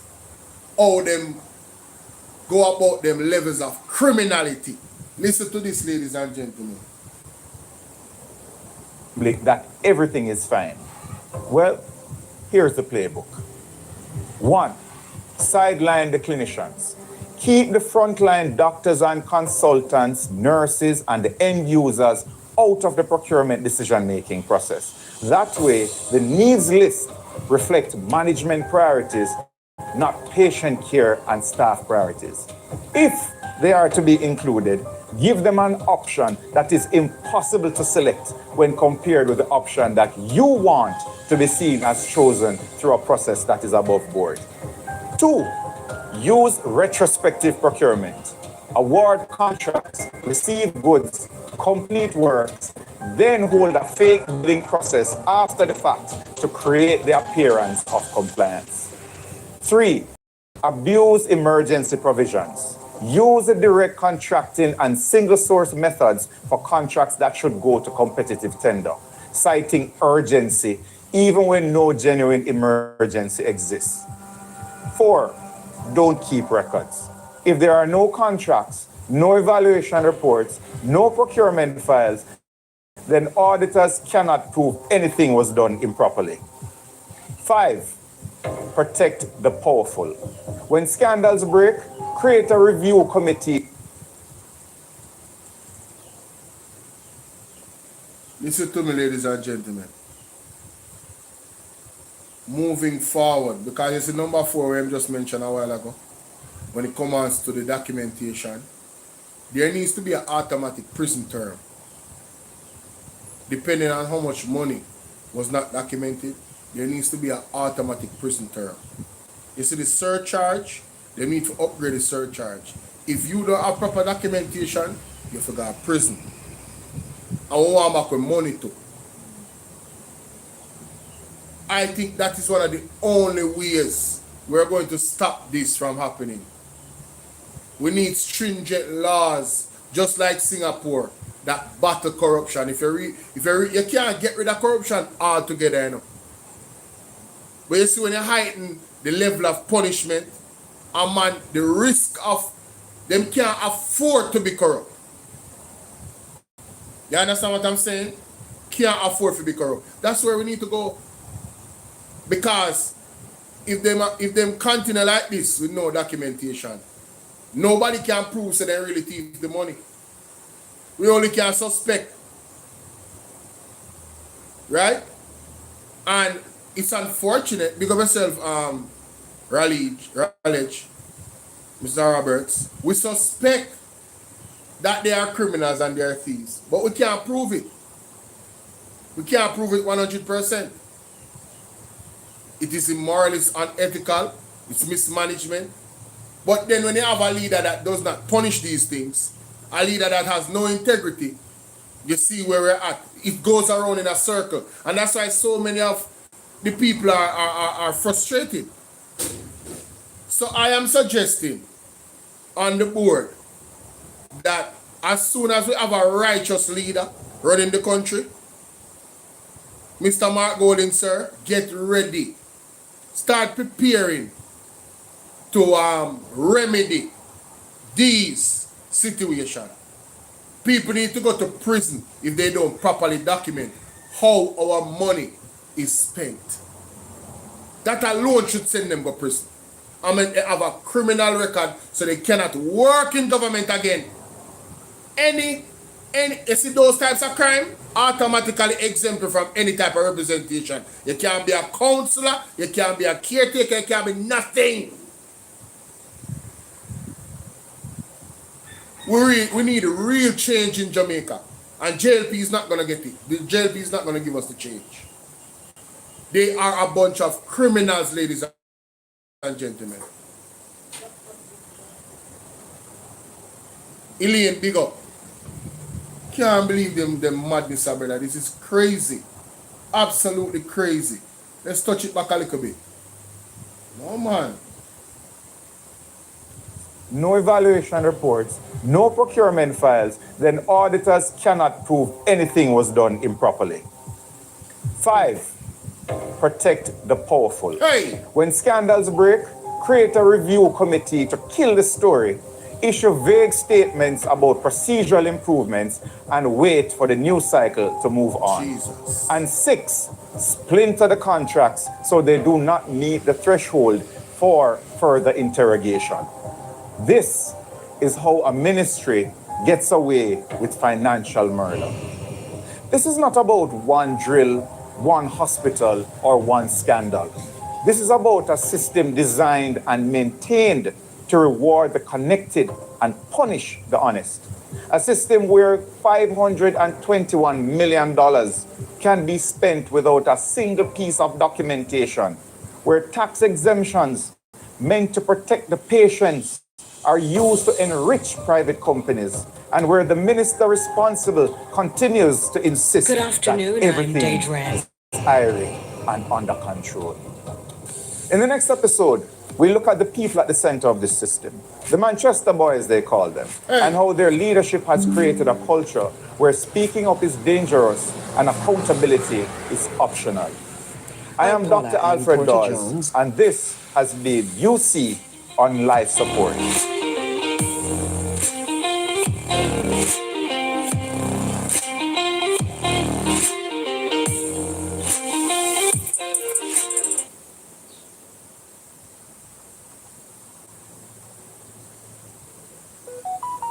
You know me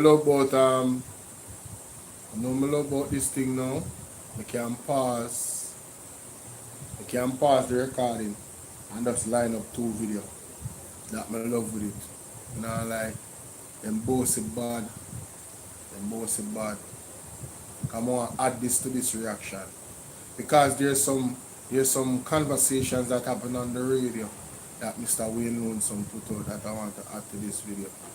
I'm going to post it, ladies and gentlemen, so you're getting an exclusive, because this information is very important to understand the context of what is happening here. Yes? Alright, hold on, this one, how long is this? This is what? 38 seconds? Oh, 3 minutes. Oh, come here, so I know, say, one of them are 3 minutes and one are 5 minutes. Should I? Well, I don't see how much minutes we got on this side.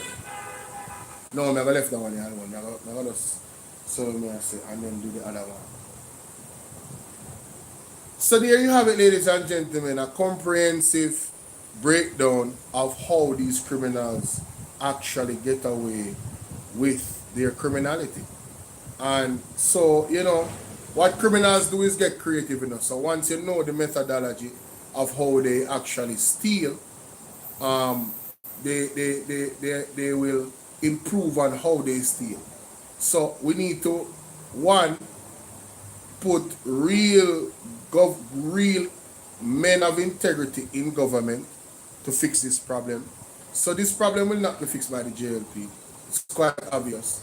And then we have to put in the laws that actually punish these types of actions quite severely. Documentation is needed. Now, say for instance, they should improvise and falsify documents. Then we have to prepare the law in a case where the punishment will be double. And if there's another creative way to steal, you triple the punishment. And they have a creative way of hiding assets that you can't reach them. Well, we have to put the law in a way where we reach those assets.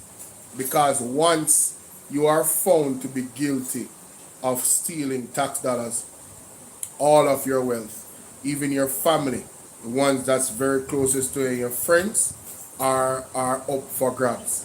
The law needs to go there, because this is what the criminals do.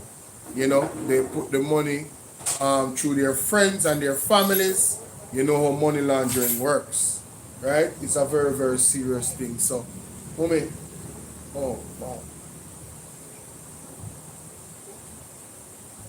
Then I bottom my door when they woke me. So that is the reality, ladies and gentlemen. So let me know what you think, like up this one and get it to at least 2,000 likes. 2,000 likes to that one. See? That is it. Alright. Now, ladies and gentlemen, we're going to move on to these two videos, these two recordings. I'm going to tell you, mighty God, it's serious around here. Somebody coming? Move on this. Hold on.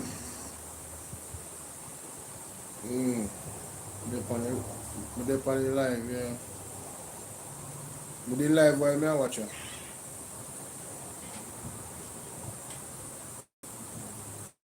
Oh yeah, we did have it on mute. Listen, I look for you. I'm gonna do it, I'm still there. Nisa, what's up, Nisa? Big up yourself, Trina, big up. Alright, later. What's going on? Let me start that over.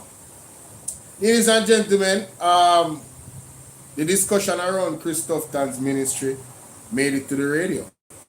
And we're going to examine some clips that I did not hear in its entirety, and I'm sure some of you did not hear either.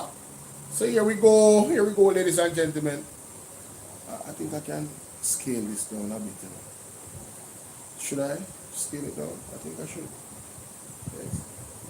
Let me scale it down a bit. Yes. And there we go. I think that's fine. All right, cool. So let's hear this, ladies and gentlemen. With the midday news. President of the Nurses Association of Jamaica, Dawn Marie Richards, is holding the Ministry of Health to the 3 weeks timeline for a resolution to the overcrowding issue at Cornwall Regional Hospital after a visit yesterday left her traumatized. Mrs. Richards says nurses and doctors of the Accident and Emergency Department cannot continue to treat patients under the existing conditions. The department was moved into a smaller space due to the ongoing multi-billion-dollar rehabilitation exercise to address several issues to include mold from 2017. The situation has been further compounded by the damage to some buildings during the passage of Hurricane Melissa. Speaking today on TVJ Smile Jamaica, Mrs. Richards said the A&E department, which is designed to host a maximum of 40 patients, was overflowing with 112 patients yesterday. You know, I say to people, I've been in nursing since 1993, and I never know that I would live to see a day like this. Yesterday I was traumatized. When I went into the A&E department. As the president, I went with my team, and as a president, you are expected to have a certain amount of decorum. So I just had to go back outside. It was hard. It was really hard because I look at it this way. I am not a nurse. I am a regular Jamaican in the Montego Bay area. Something happens and I have to go to hospital. Your first point of entry in hospital is an accident and emergency department. And I go in and I am admitted on a chair. The NAJ president says the majority of persons were awaiting admission, but there was no available beds. She says, like doctors, there is also a shortage of nursing staff. So, I have the video. It's much better to see the face of this lady when she's expressing what she's expressing. So it's on TVJ, and we're gonna give the close-up, ladies and gentlemen. I didn't remember that it's on TVJ. Listen to this. This is incredible. Absolutely incredible. She's the president of the Nurses Association of Jamaica to share insight on the challenges currently facing our nurses. Good morning, ma'am. Welcome to Smile Jamaica. Good morning. Thank you so very much for your service. Thank you for having us, and thank you for highlighting our challenges for us. All right, let's start there. When you say challenges, before you get specific, is plenty challenge, is salary challenge, is working conditions? What's going on? Thanks, Mommy. At this time, it's mainly working conditions, infrastructure, availability of resources. Those are the challenges that we're looking at salary? now. Not at this time. Oh, beautiful. Because usually we hear that on the forefront of people. You know, we always want more money. Everybody wants more money. Yeah, but that's not the focus. Because we usually hear that people leaving Jamaica and working elsewhere because they're not getting enough. And you know, the exit interviews will show you that people who leave, it's not necessarily because of money. I didn't know that. No. I thought that was the... So when Tufton, when I run up in mouth and I talk about say, the nurse them can go if they don't like it. So, Tufton, you never decide to make sure so the people them get proper equipment for work. So them understaff, them underpay, and they under-equip. I will wonder why the nurse them leave, you know. But ladies and gentlemen, I have a theory, you know. I think I am going to call Christopher Tufton the Bill Gates of Jamaica. What is the aim of Bill Gates, ladies and gentlemen? What is his mission? I say no more. Let's continue. when the nurses leave, we have what is called an exit interview done by the managers, and it will tell you that other reasons. Some people leave for family reasons, because we have a lot of persons in the diaspora. So husband filed for wife, mother filed for daughter, that kind of thing. So we have a lot of that too, and we also have the fact that persons, sad to say, our health services don't offer certain things. It's more available abroad. So I know people who live here because they have autistic children. I know people who live here because they have sick parents who they can care for better if they are in another setting. So it's not always about money. Some of it is money, but it's not always about money. Yeah. And then compensation review would have put us at a place. So money right now is not really the issue. Oh, great. Yeah. So when you say challenges and working conditions, I know the most recent protest was down in Cornwall, right? What was happening there? Has it now been better, resolved any at all? And I also want to ask as well, so I asked you 2 questions already. It's an unusual time, right? Because post Melissa, but I'm thinking that this has been the case before Melissa. Yes. Yeah, so tell us what was happening. Has it been resolved? So right. And yeah. Severe overcrowding, and again, as I said, lack of resources, structural challenges. And you would both have known that prior to Melissa, Cornwall was always in the news. Cornwall has been in the news since 2016 with the mold challenges. That has not changed. They continue to persist. So mold is still there? Mold is still in Cornwall Regional Hospital. Built everything. That has not happened. Sorry to say, it has not happened. So what we have is a patchwork system where the original building for Cornwall Regional, only some parts of it are in use. And Melissa came and rendered some of those parts inaccessible again. The parts that the concerns came out of, they would have started on Wednesday. The concerns came out of the A&E department. So what they have fashioned to utilize as A&E now is an area that should host about 39, maximum 40 patients. Yesterday we had 112 people in that space. Yesterday, because I went to Cornwall Regional yesterday. And, I say to people, I've been in nursing since 1993.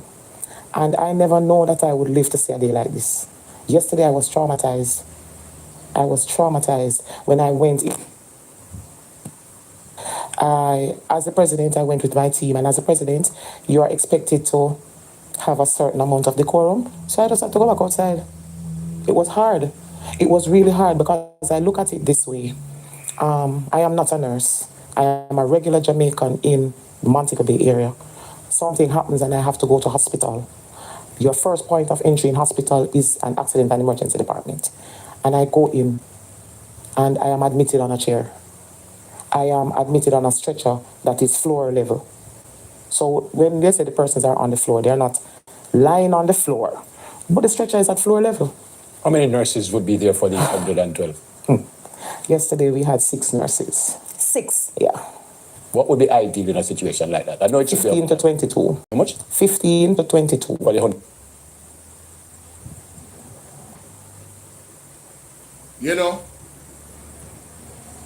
The lady was traumatized. I want to focus on that. And she's been here since 1993. PJ Pattison. Portia. My goodness, not even what name? Mr. Bruce Golding. Under Andrew Holness government. Cornwall Regional Hospital that should have been fixed already. Budgeted at $2 billion. I remember when Mark Golding said, it better on lick it down and bill it back. Ladies and gentlemen, there is a property that Andrew Holness himself verified that they came in and did in about 1.5 years. I don't remember the name of the hotel. Right? But it is more complex to build than even Cornwall Regional Hospital. And that hotel built already and Cornwall Regional Hospital not done repair yet. Cornwall Regional Hospital has clearly become a feeding tree for somebody. Gross mismanagement, waste of tax dollars. It has become a cash cow for somebody.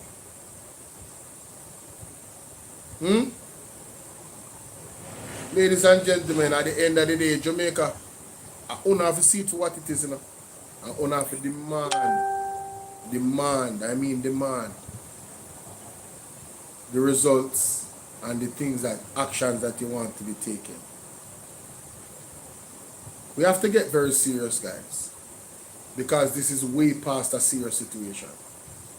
We are in deep doo-doo with having this government continue to be. You guys really messed up at September 3rd. But you know what?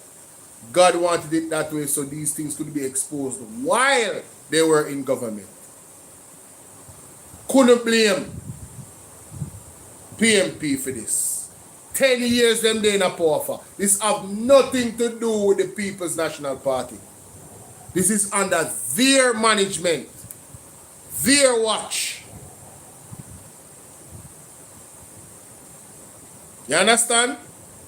And just understand that this happened under their watch. The lady said she traumatized. She never seen nothing like this. She never believed it could have reached Yasso. I'm not even going to further in this interview here. You can go watch your site on TVJ. See? Let me go back to my audio. The next one.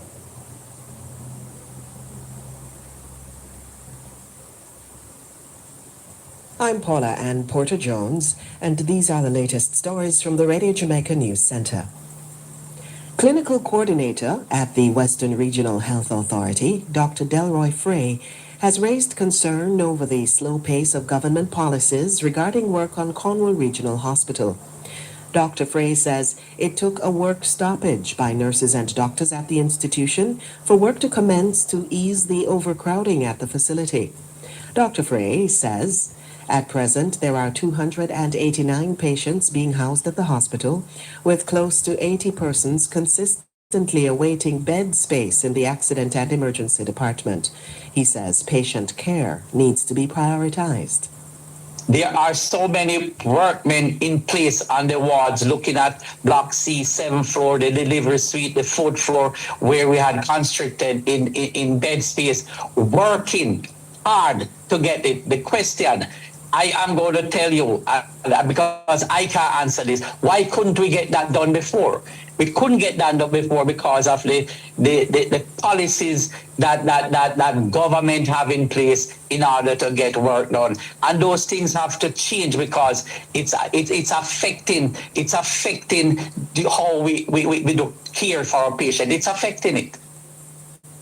Clinical coordinator at the Western Regional Health Authority, Dr. Delroy Frey. He was speaking yesterday on Beyond the Headlines.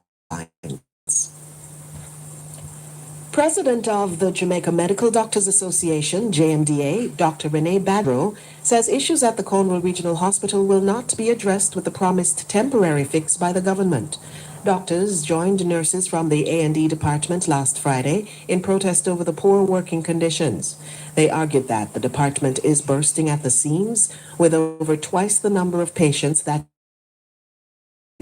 Dr. Badro says Hurricane Melissa further compounded a number of issues at the hospital. She says the completion of the hospital is urgently needed to address growing concerns about overcrowding on wards at the facility. The wards before Melissa were a problem. It was suboptimal, and we said this in our letter last year, November 7th, that because CRH, Cornwall Regional Hospital, was in a suboptimal state, the hurricane made it worse. I would like to believe that they are committed to their promise of fixing the wards within 3 weeks. We're still going to have a problem because we had a problem of shortage from before. The hospital just needs to be finished, and our patients need to be placed in the new hospital where they can have dignity when they're being treated, and you don't have somebody that the patient beside the other patient can hear the other patient business, right? They need dignity in their treatment, and they need safety. They don't need. I have to touch upon that. I have to touch on that as well. You see, one of the things that we are not paying attention to enough is the fact that when they're dealing with medicine, like people's health, it's private. So because of these conditions, Not only are they suffering physically, but it's embarrassing. Christopher Tufton, you know, I really pray that God visit you and all of your associates. I really pray that God visits you. Yeah, man. God forgive you a page. May I ask God forgive you a page? Really and truly. Because of God alone can really deal with all people like me. Because of the things that are so powerful.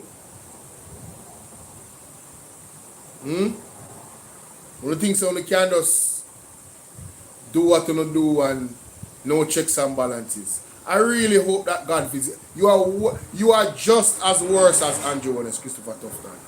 If you think that Andrew Holness is going to be removed and you become something, you make a sad mistake. You are just as worse as Andrew Holness. Two our nice same peas and nice same pod. What a disgrace. 10 years. I know they want to blame Melissa. But you heard the nurse. These issues were already there before Melissa. Melissa just further it. So Melissa can shine one brighter light upon the issue. And made it unbearable. So the people in the nurse them have to ball out. Want to see how God work? Me tell you no September 3rd say no. Them take the election. But watch God work. Who was watching me when I told you guys that? Come on. You supposed to remember when I said, watch God work. God is up to something. God is up to something. Reportedly. Dr. Badro says doctors are hoping that the government will keep its promise to address some of the concerns over the next 3 weeks. In the profession, I mean, you can't imagine it, but do you know what it's like to sit down and not... The next 3 weeks. Unless you're in the profession, I mean, you can't imagine it, but do you know what it's like to sit down and not be able to help your patient? To sit down and watch a patient not live? To be exposed or exposing other patients while you're resuscitating other patients, and this is traumatic. I mean, for us, it's something we do on a daily basis, but can you imagine, as a patient, you're seeing another patient being resuscitated because there is no privacy? Our doctors have had to resuscitate patients on tables, reportedly, or if tables are not there, on the ground. I'm hearing reports of patients stepping over other dead patients' bodies. I hear reports of they can't move the blood pressure machine because everything just chuck up together. It's frustrating, and it takes a psychological toll on you when you're someone that takes pride in your job and you love what you do.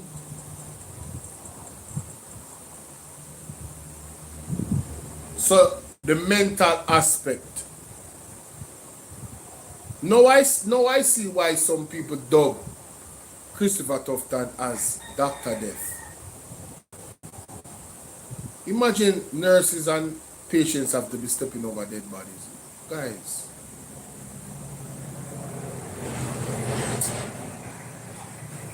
Oh my God. Why am I telling them? I don't know. President of the Jamaica Medical Doctors Association, Dr. Renee Badro. She was speaking yesterday on Beyond the Headlines. And Dr. Badro says health professionals at hospitals across the island are grappling with a lack of resources to effectively carry out duties. With regards to the wider health sector, resources is always a problem. And Melissa come now, everything has been worse. We want resources, we want staff. I mean, it's the same cry over and over, but it's really the truth and what is on the ground. We have mandatory doctors now, everybody is suffering. We have 8 doctors, almost 100 patients. In a hospital that the government of Jamaica says need at least 21 doctors on that particular service. That's almost 3 times the amount of doctors that we need. We only have 1/3 of the amount. It's frustrating once again, and we really just want resources, we want staffing, and we want our patients to be treated with dignity, to be safe, and for them to get the best care that they can possibly get. President of the Jamaica Medical Doctors Association, Dr. Renee Badro. You know, ladies and gentlemen,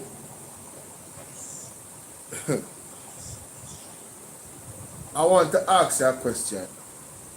All well thinking Jamaicans.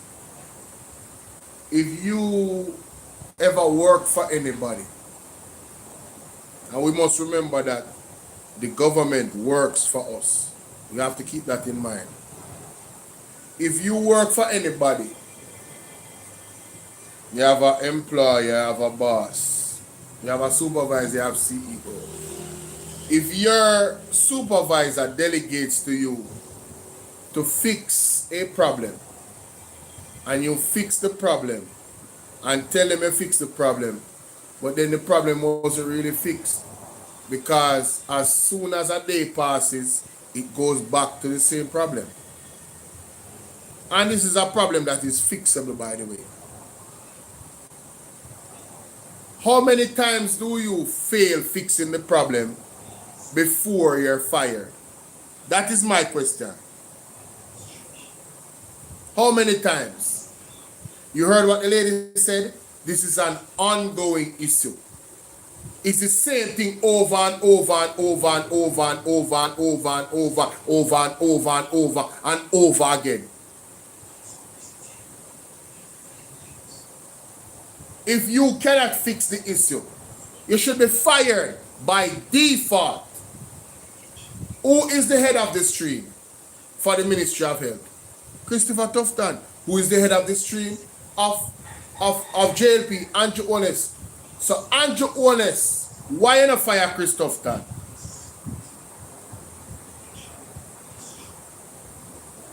Because at this point they can't tell we say him don't deserve to be fired.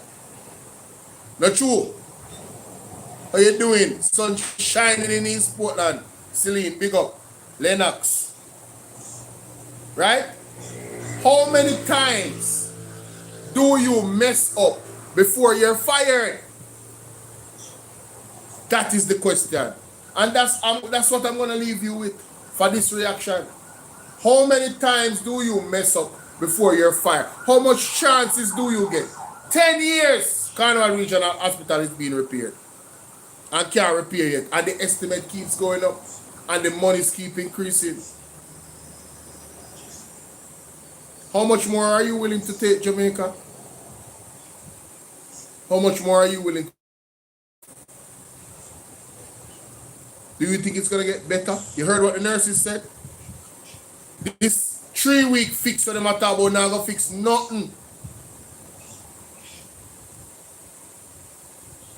The hospital need to finish.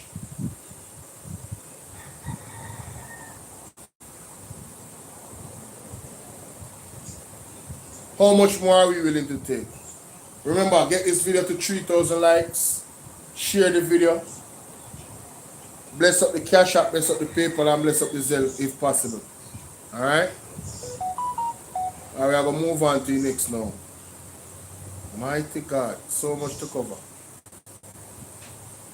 So much to cover. PNP, Jamaica. So much to cover. Mighty God. What is this? Dr. Russell, when was that? A day ago? Michael Phillips, sorry. Damian Crawford, Michael. No, I have to talk about this.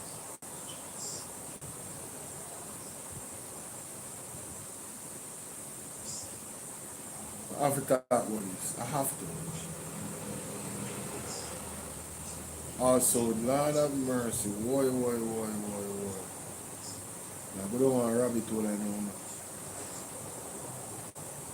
Jesus, peace.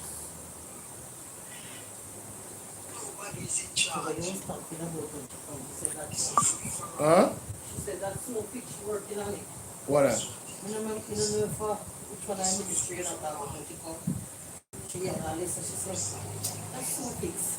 She's giving them advice. She's working on it. Sure. Anyway, moving on. I mean, honestly, I believe it when I see it. I will believe it when I see it. That no move me.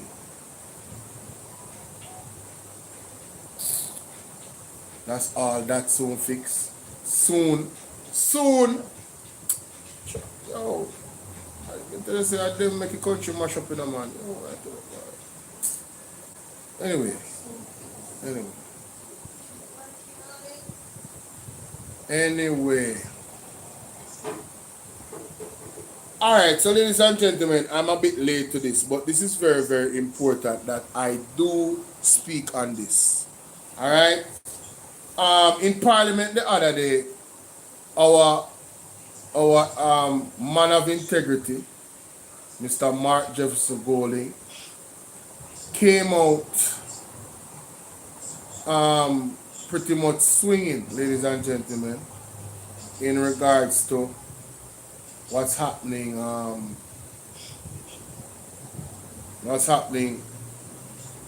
with this situation with funds for, you know,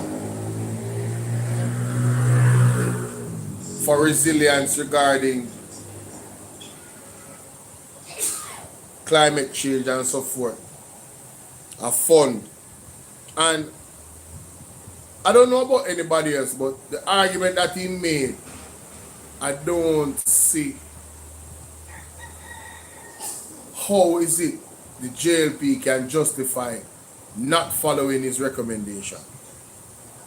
So we're going to examine it because maybe I missed something. Let's listen to this, ladies and gentlemen. Maybe I missed something. Yeah, maybe I missed something.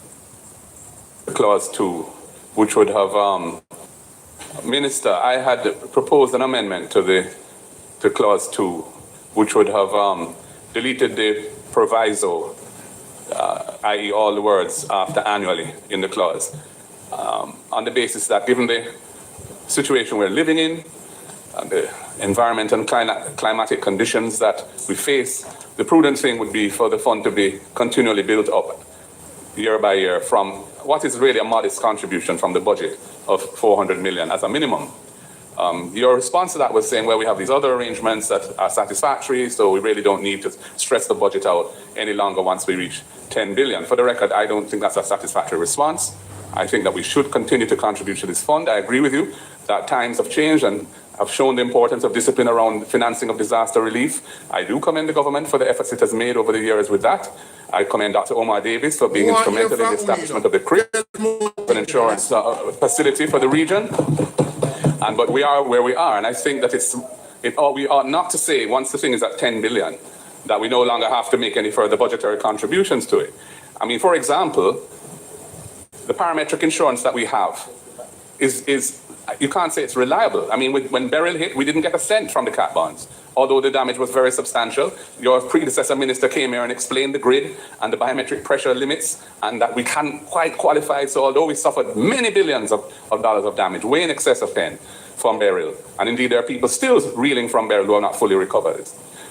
You know, we didn't get a cent from the cat bond then. And so I think that one thing we can be sure of is self-reliance. And we ought to make an annual contribution in this era to the fund. And I'm going to propose that amendment, that all of the words following the word annually in the new paragraph A, which is in clause 2 of the bill, be deleted. So, member, we will continue to look to search for different instruments for the fund. Just because the cap bond did not trigger last year in Beryl, that doesn't mean that funds were not flowing in from other instruments. CRIF, there was funds that came from CRIF, there are funds that came from other instruments, and our preferred way as a government is to look for different types of instruments to put into this disaster risk financing framework so that we have surety about what we'll be able to receive. Minister, I hear you. Minister, I had proposed an amendment to clause 2, which would have deleted the proviso, and I agree 100% that we need to have an array of different sources of relief to deal with natural disasters, and their credit lines, there are these bonds, there are insurance policies. Me, I wonder if the Jamaica Labour Party,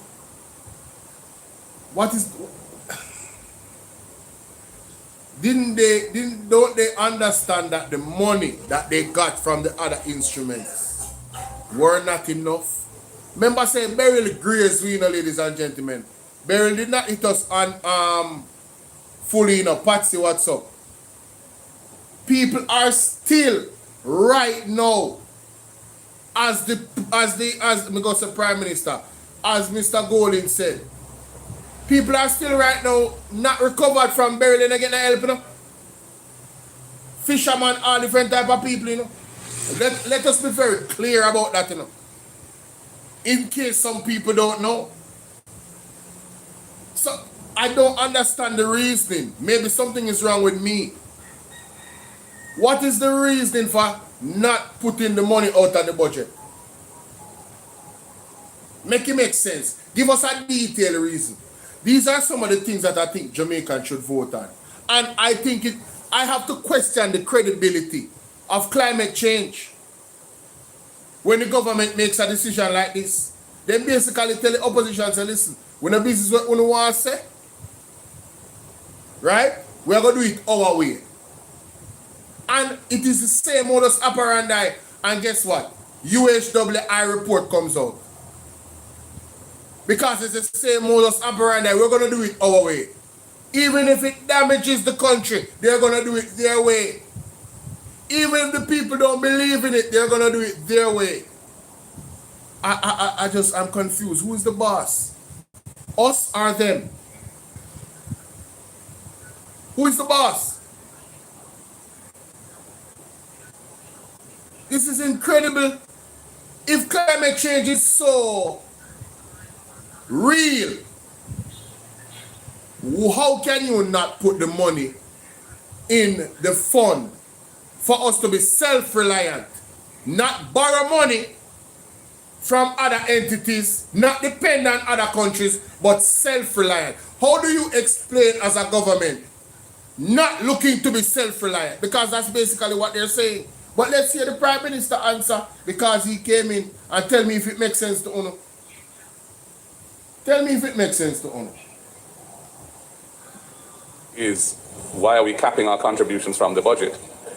Given that we know that to deal with natural disasters. This disaster risk financing framework, so that we have surety about what we'll be able to receive.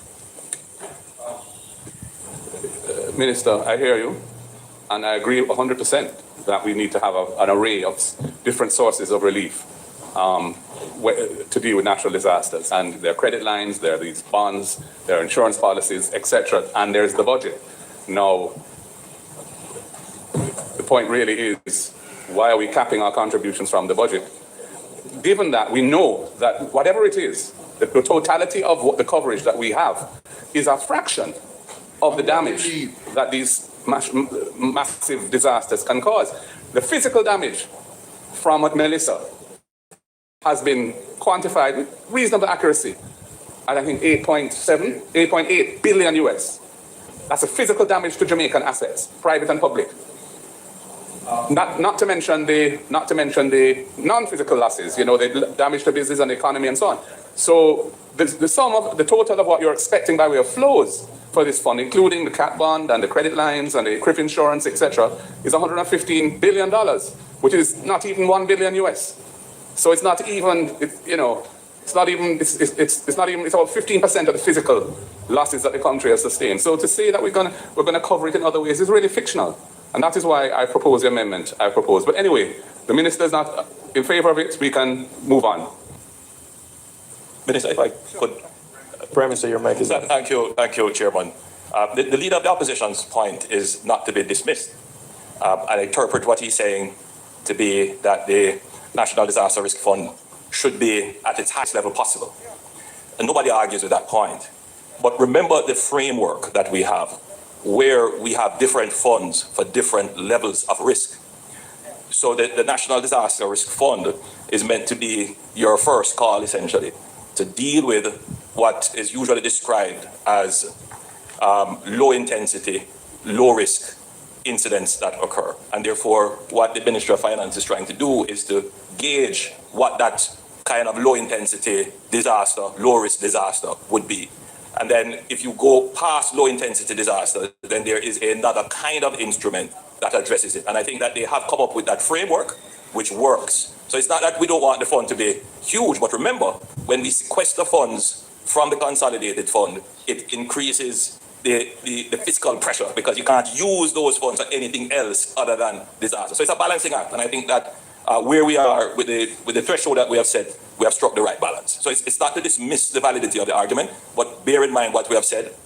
Taking funds out of the consolidated funds increases the fiscal pressure, and that there are other instruments and other financial arrangements that can be made to address frequency, intensity, and risk of other disasters.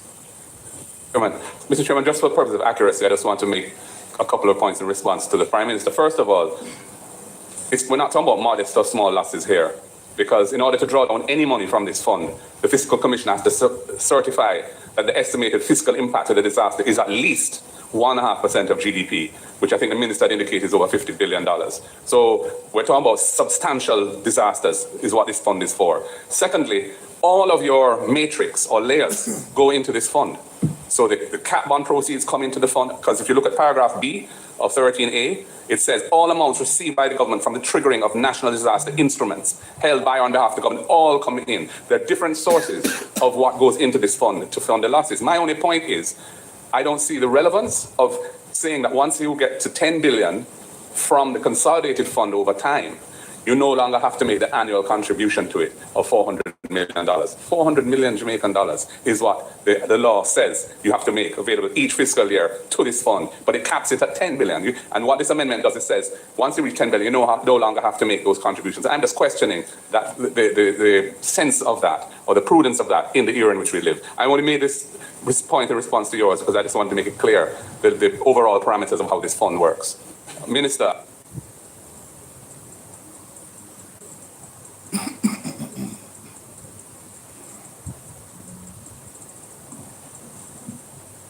You know,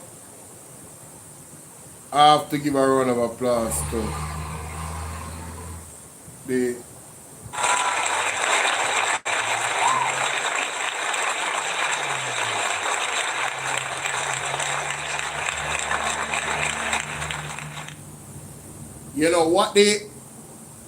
what the Prime Minister is saying makes no sense.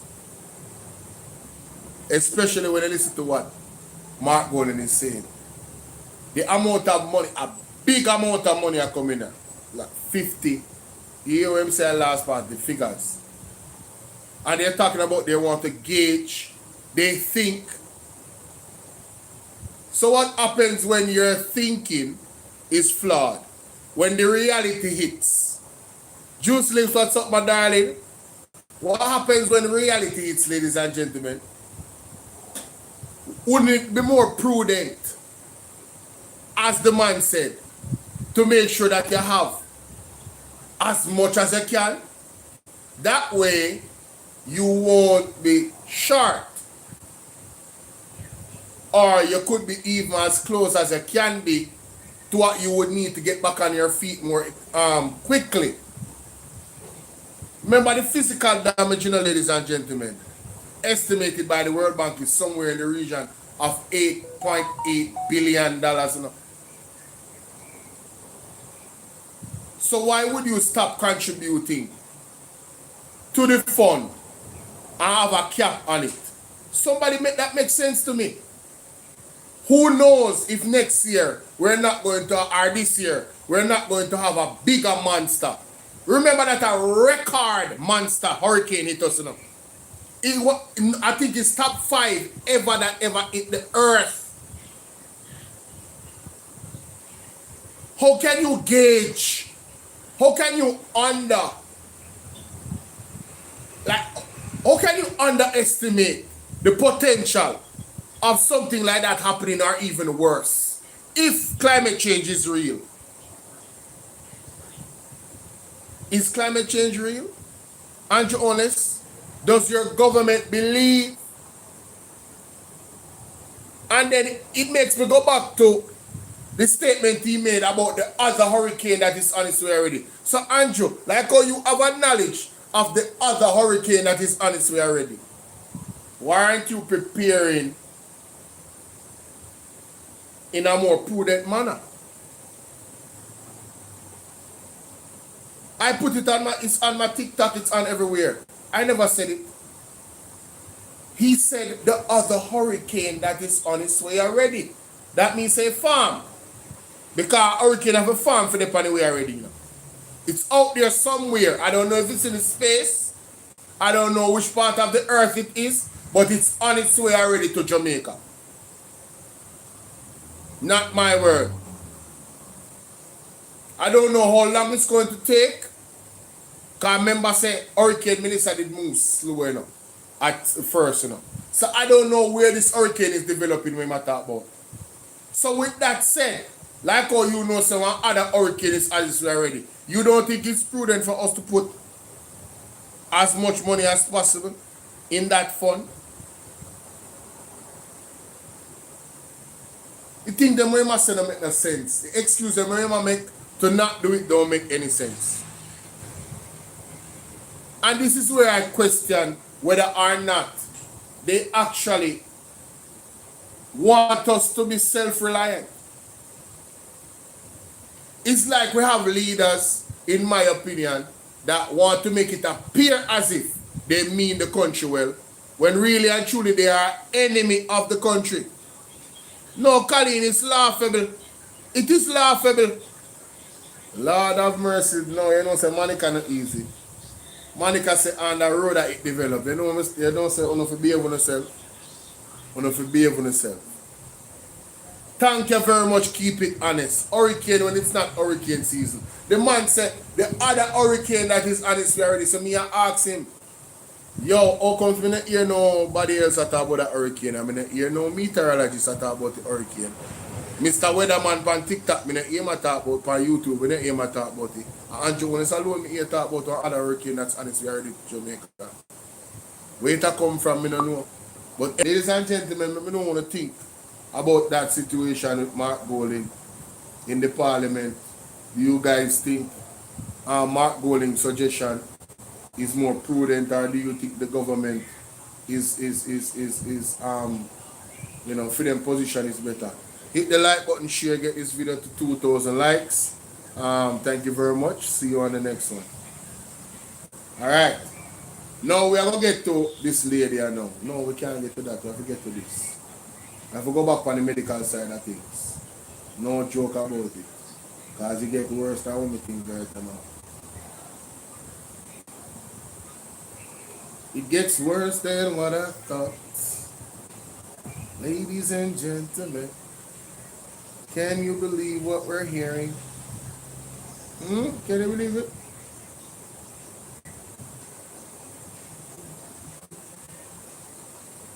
You see on life support. Ladies and gentlemen, episode 4. Episode 4. The Manchester Boys. Mighty God. Some deep, dark revelations. That only raise more questions about the integrity of the Ministry of Health run by Christopher Townsend. Jerome, big up yourself. Make we listen to this, sir. My goodness, this is terrible.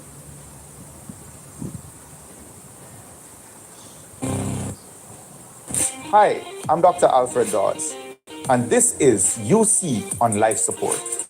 So far in this series, we have been looking at the problems that have plagued the University Hospital of the West Indies. Problems that have been highlighted by the recently concluded Auditor General's report. Problems with the management of the institution.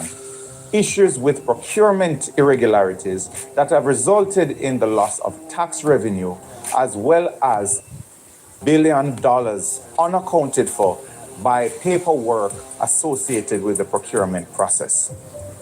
To understand how we got here, we have to take a step back to 2 years ago to look what happened to culminate in this current management system that is overseen by a CEO that was not considered initially by the board that was fired.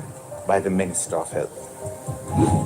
On December 7, 2023, after meeting with the board, the Health Minister announced that he was dissolving the UHWI board, citing a clash of personalities and levels of dysfunctionality. All right, so ladies and gentlemen, you guys know what dissolve mean, right? Just take away everybody, remove them. All right? So according to Christopher Tufton, the board was dysfunctional. Before we go any further in this video, Christopher Tufton, the board at UHWI no dysfunctional now. It's functional. We don't need an oversight committee from you. This board with $520 million. How much? 552 million? 552 million. $552 million. No procurement, no paperwork. Christopher Tufton, you need to do a committee to dissolve this board. This board, according to you, that board before now, was not functioning right. Christopher Tufton, I am asking the question.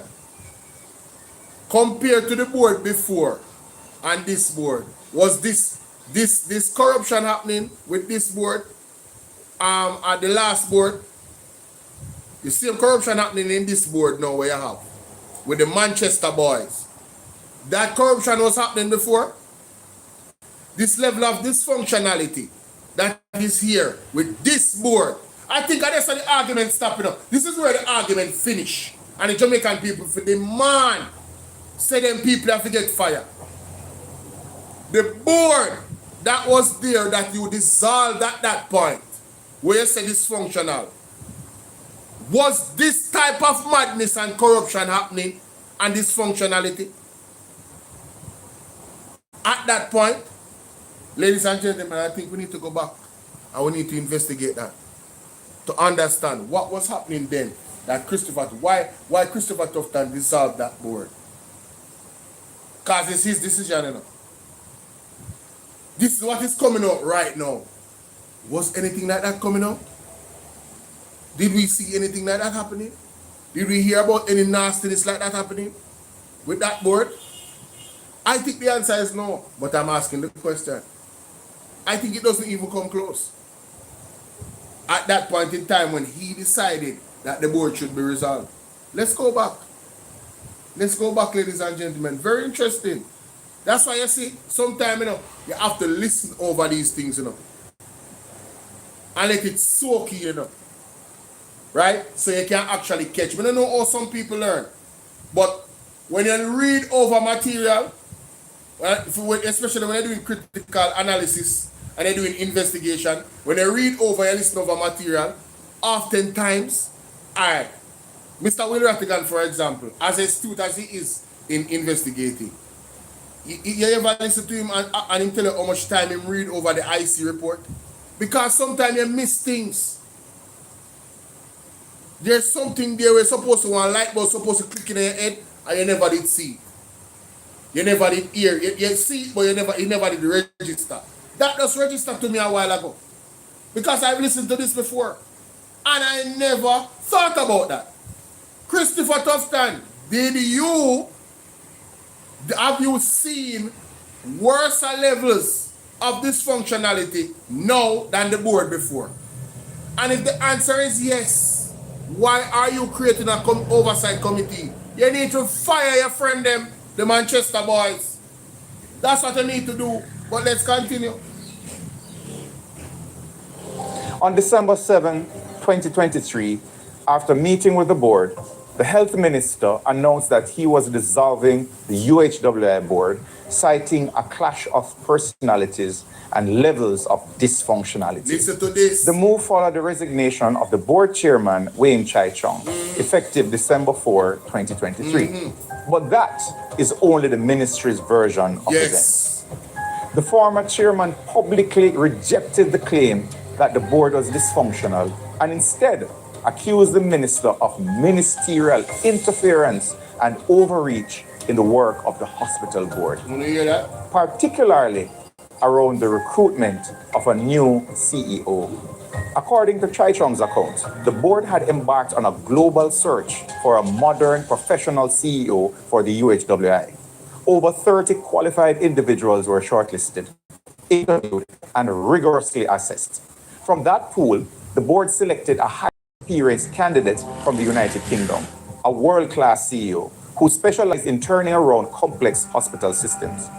The now CEO, although he was not qualified nor shortlisted, he was given the courtesy of an interview. What he unfortunately failed. So, Christopher Tufton, you can explain to me why one of the Manchester boys them that was not qualified, right, got an interview and failed and still became the CEO.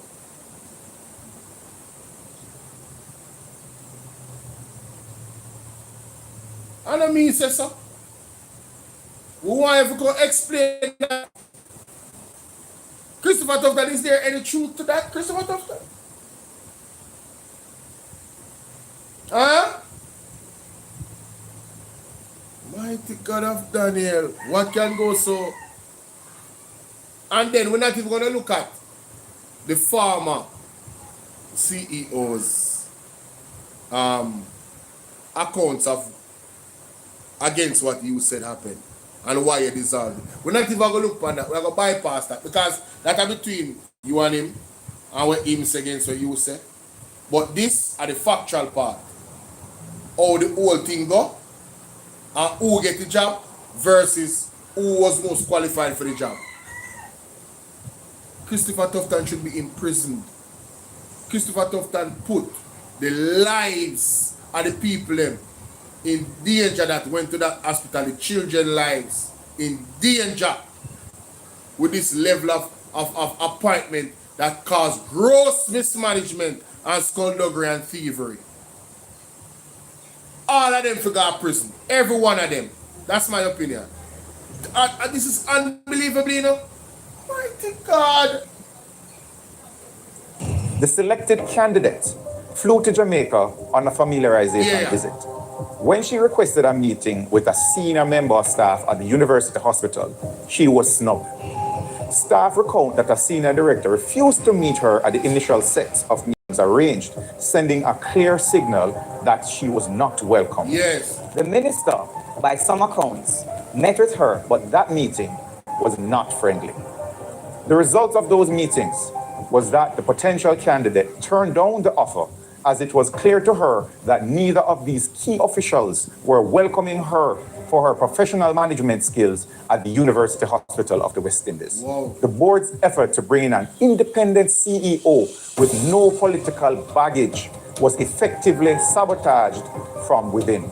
Chai Chong has said that the board was pressing ahead with many key reforms, implementing a hospital management information system, tightening oversight of purchasing, and insisting on a transparent and merit-based process to select a CEO who reported to the board, not to the minister.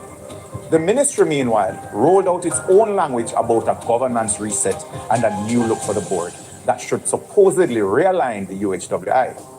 But as the months unfolded, it became clear that the minister's objective was less about strengthening independent governance and more about consolidating control. They had believed that they were selected on the board to solve long-standing governance problems at the UHWI, including the issues that existed in the procurement department. Instead, they found themselves pushed aside whenever reform threatened entrenched interests. They resigned on principle rather than preside over what they saw as political interference masquerading as reform. Within days, the minister dissolved the entire board and a promise to install a new one, eventually chaired by a retired banker, along with a new CEO, saying this would realign the institution and improve governance. So hold on there. So the lady, no. So the lady come from England And she's most qualified, you know. She have a reputation to transform these type of situation. Because based off what Christopher Tufton said, you know, he must say, boy, there's dysfunction. So if there's dysfunction and there's somebody that is qualified from England, take herself all the way come to Jamaica and want to treat her in this manner. She come and nobody no want to talk to her. Me I tell you, at our press, them think say a 9-day one of this. We now stop that. Christopher Tufton have to resign. The Manchester boys them need to go too. Because the board before this, like what Mr. Somebody said, the man said there was dysfunction. So when me ask at our press, if there was dysfunction that time, when Christopher Tufton called this, why hasn't he dissolved the board? We don't need no oversight committee to look for nothing. We need to dissolve the board. Because you at that time dissolved the board because you say, yo, dysfunction. This is more than dysfunction, brother. This is criminality. This is not dysfunction, this is criminality. So why should we wait 4 months? 4 months when people forget about it and stop talking about it. You don't think we are idiot? Christopher Tufton must be fired by Andrew Holness, the leader of the Jamaica Labour Party. And all of the board them need to be fired too. None of them cannot be trusted. Buying stuff for other companies, taking out and robbing the country $20 million worth of tax, and then buying it for them and then buying it back from them when you buy it for them. What can go so? Of course, the CEO and the medical officer will get fired. What can go so? And if we were to do some investigation and look back for when the board before was running, none of this was happening. None of this was happening. So the new CEO of Fitzgerald Mitchell, which is now evidence that him and Christopher Tufton got school together in Manchester, what the hell can go so? These are high levels of criminality. Then we got prison. And you know what is bad? It affects the everyday Jamaican that goes to the hospital when the thing is not running correctly. Big up yourself, Jay Bryan. No man, them things are unreal, brother. Them things are unreal. To install a new one, eventually chaired by a retired banker, along with a new CEO saying this would realign the institution and improve governance. Crazy. The acting CEO at the time, even though he was not qualified to be shortlisted for interviews, he was selected to be confirmed as the CEO to run the hospital. Wow. He presided over the period in question that the Auditor General reviewed and found serious procurement breaches, and that the staff complained of management issues that affected not just their own morale, but their ability to deliver holistic patient care. The Minister of Health, Dr. Christopher Tufton, has survived many scandals. From as far back as 2008-2009, there was the fertilizer import scandal, where low-cost... Where say breaking news, Maitland found guilty, we have to record this first. defended them as tested and safe, despite public concerns. Between 2009 and 2011, the sugar industry divestment, the divestment process drew backlash over whether the estates were undervalued and how workers were treated. Issues were raised about transparency and long-term planning. In 2016, toxic fumes forced the closure of key areas of the Cornwall Regional Hospital. 9 years later, rehabilitation works remain incomplete with ballooning costs and repeated missed deadlines. This is a symbol of chronic mismanagement and a failure to deliver.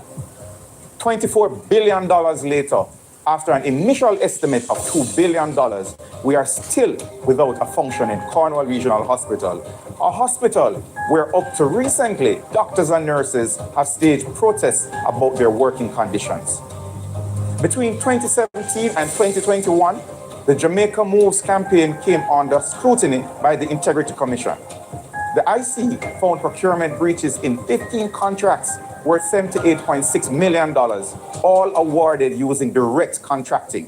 And they concluded that the minister's role created a perceived advancement of private interest for Market Me Consult. So, Ben Spunani, this is the rap sheet, you know, for Christopher Tufton, you know. This is the rap sheet for Christopher. Yes, Andre just put it out there. Maitland, guilty. We know say Andre gonna celebrate tonight. Mighty God. I don't know about the case, but I know that the people of Jamaica is very interested in this case. I've never covered it because I came way after. I started doing this way after. I've never covered it. But with all of the stuff that I've heard, I said, yo, if this dude gets off of this, we really have a corrupt judicial system. When we hear about the old part with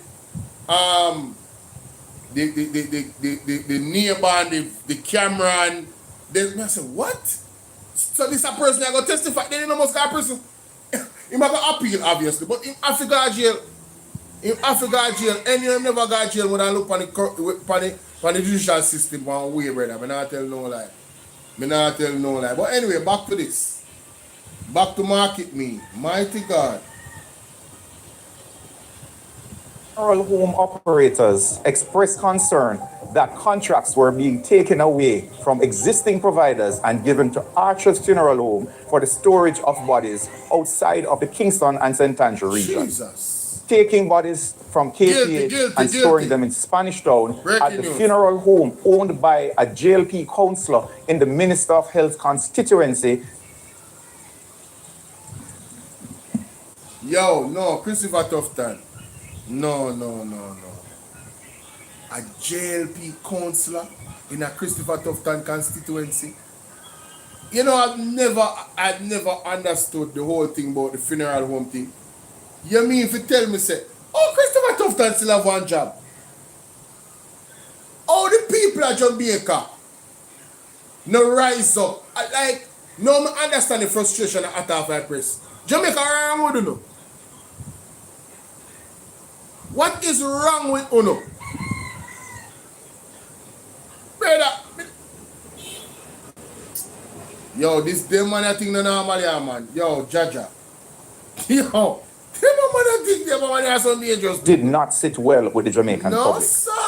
This prompted allegations of political favoritism that the minister has repeatedly denied. In 2022, Blue Zone, a company that is owned by the Minister of Health, imported rice that was found to be below the standard grading of the Bureau of Standards.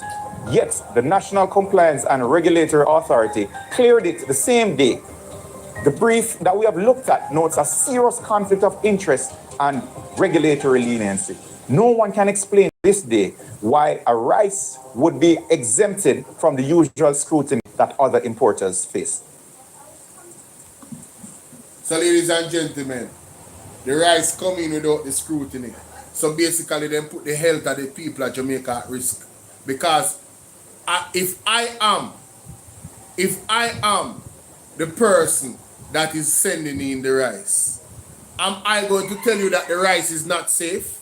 No, I'm not going to lose money. That's why I have the right regulatory processes to ensure that the rice is safe. Not true, Monica? All them something, all the man still have a job, brother. All the man that they are prison. Yo, I don't understand Jamaica, bro. We need to clean up Jamaica. The man name call up in too much things, brother. One proper investigation should have been done, bro. You talk about the L-type people. Nobody never say, you know, have like one body where say, all right, we are gonna confiscate the rice, and then we are gonna test it. To see if it's healthy. You have to have an oversight for these things. So if you pass one level, you now pass the level. This are the final, then people are uncompromisable. We need that in our country, bro. Right? People could have get it like, oh my God. Ooh, let me calm down. Let's continue. Jesus. To this day, nobody has given a satisfactory explanation Unbelievable. as to rice labeled by the Bureau of Standards Jamaica as not meeting the classification and the standards it set out was taken off the ports and distributed to an unsuspecting public. Neonatal deaths at the Victoria Jubilee Hospital have continued to embarrass the Ministry of Health. In 2022, 11 babies died in a Klebsiella outbreak, followed by 24 newborn deaths in 24 days in 2025. The minister repeatedly avoided directly answering in Parliament when asked when he first knew about the deaths in 2022. And in 2025, it was just dismissed as babies being premature. Despite the multiple reports across Jamaica, reports that still haunt many to this day, that oxygen ran out, the Ministry of Health has refused to accept responsibility for not ordering enough oxygen from suppliers. Many patients had worse outcomes. Many persons died. Add to all of this, the $31 million neurosurgical drill, a Medtronic EM800 procured for the Bustamante Hospital for Children, where I would have pointed out at the time that comparable drills are listed internationally at around $3 to $5 million. The Southeast Regional Health Authority, SARA, approved the $31 million purchase, and court filings later showed that the ministry itself was the importer, saving that company millions of dollars in duty.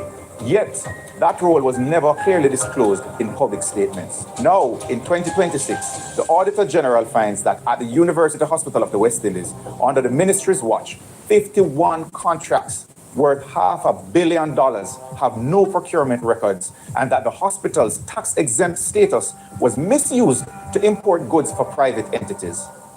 Different scandals, same minister, same themes, overpricing, conflicts of interest, weak documentation, and a refusal to answer straight questions. Join us tomorrow at 7 p.m. Make sure so you're ready. Today at 7 p.m. Well, today meaning the 22nd of January 2025. Tiny Wagwan for episode of 5. Yeah. Wow. Ladies and gentlemen, the rap sheet for Christopher Tufton is unbelievable. Yeah, man. That's unbelievable. Wow. Wow. How did he survive and still have a job and not get in prison? All of this. How? Make it make sense. Jamaica, we have to do better than this. Enough checks and balances not there, Jamaica. No, sir. Only get this video up to 2,000 likes and share the video. Follow me, subscribe, click the bell, click all so you get all notifications. And if you want to join my WhatsApp channel, if you look at the comment section, the pinned comment in almost all of my videos that is uploaded, you will see the link to my WhatsApp channel. I drop the links to most, if not all, of my videos, and yeah, that way you can, if the notification don't work, you'll get the notification on that channel. All right, thank you guys. So breaking news, ladies and gentlemen, breaking news, Mr. Maitland, mighty God. This is the season, man. All the skirts are being lifted, man. Let me see if it's there at the Gleaner. Wow. Gleaner supposed to have this post up already. Gleaner no bother with the foolishness, you know. Make sure you see how working, you know. Gleaner already. Gleaner no put out the story yet. Andre, send it to me though. Let me see how we're there part. PDTV up. Now when Maitland found guilty for murder of Donnelly Donaldson, Zane, well, you know him I got appeal, right? Look for Andre now. Mighty God. Mighty God, what on there?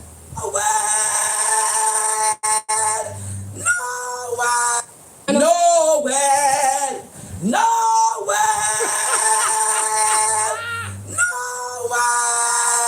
Oh, you know, see, Andrea celebrate. The man found guilty.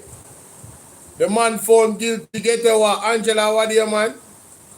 Breaking news, Noel get found guilty for Donnelly Donaldson case. Breaking news, ladies and gentlemen. He is for you don't know hear Andre sent me this on WhatsApp a while ago, you know, in broadcasting. Yeah. Noel! Noel!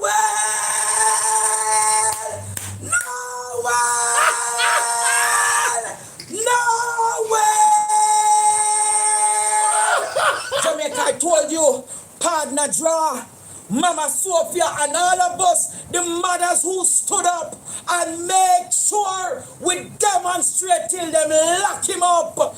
Noel Maitland, you're going rotten in prison. You're going rotten in prison. Crystal. Can a mother's tender care cease to watch the child she bear? Jamaica, make we pray and stand with Mama Sophia at this time, because Noel Maitland, you're guilty, you're guilty, you're guilty. Thanks to the truck man, thanks to the truck man, thanks to the truck man and the recording there. And that said Noel Maitland got prison. Noel, you're gonna remember me name. Andre Stefano Stevens, we send criminal go to jail, we send them go to prison, rotten in hell. Noel Maitland. Mighty God. Wow. Ladies and gentlemen, the man is passionate. And I like I said, this story predates me. I was not watching. My mother was watching Andre for years. I didn't watch any Jamaican vloggers. All of the vloggers that I watched was overseas. I kid you not. I was into basketball and stuff like that. Verna, what's up? So the basketball vloggers, NBA, those are the ones that I used to watch on YouTube. And I also was into like religious talk, right? I was into religious talk in dissecting the Bible and stuff like that. Yeah. That's a whole other conversation. I've moved away from that because all knee shall bow and my tongue shall confess that Jesus Christ is Lord. Yes. So I moved away from that. But God bless them. And oh my God, Mr. Something put out something too. What his name? Mr. Why is the video? Video can't be played. Why is that? I honestly don't get it.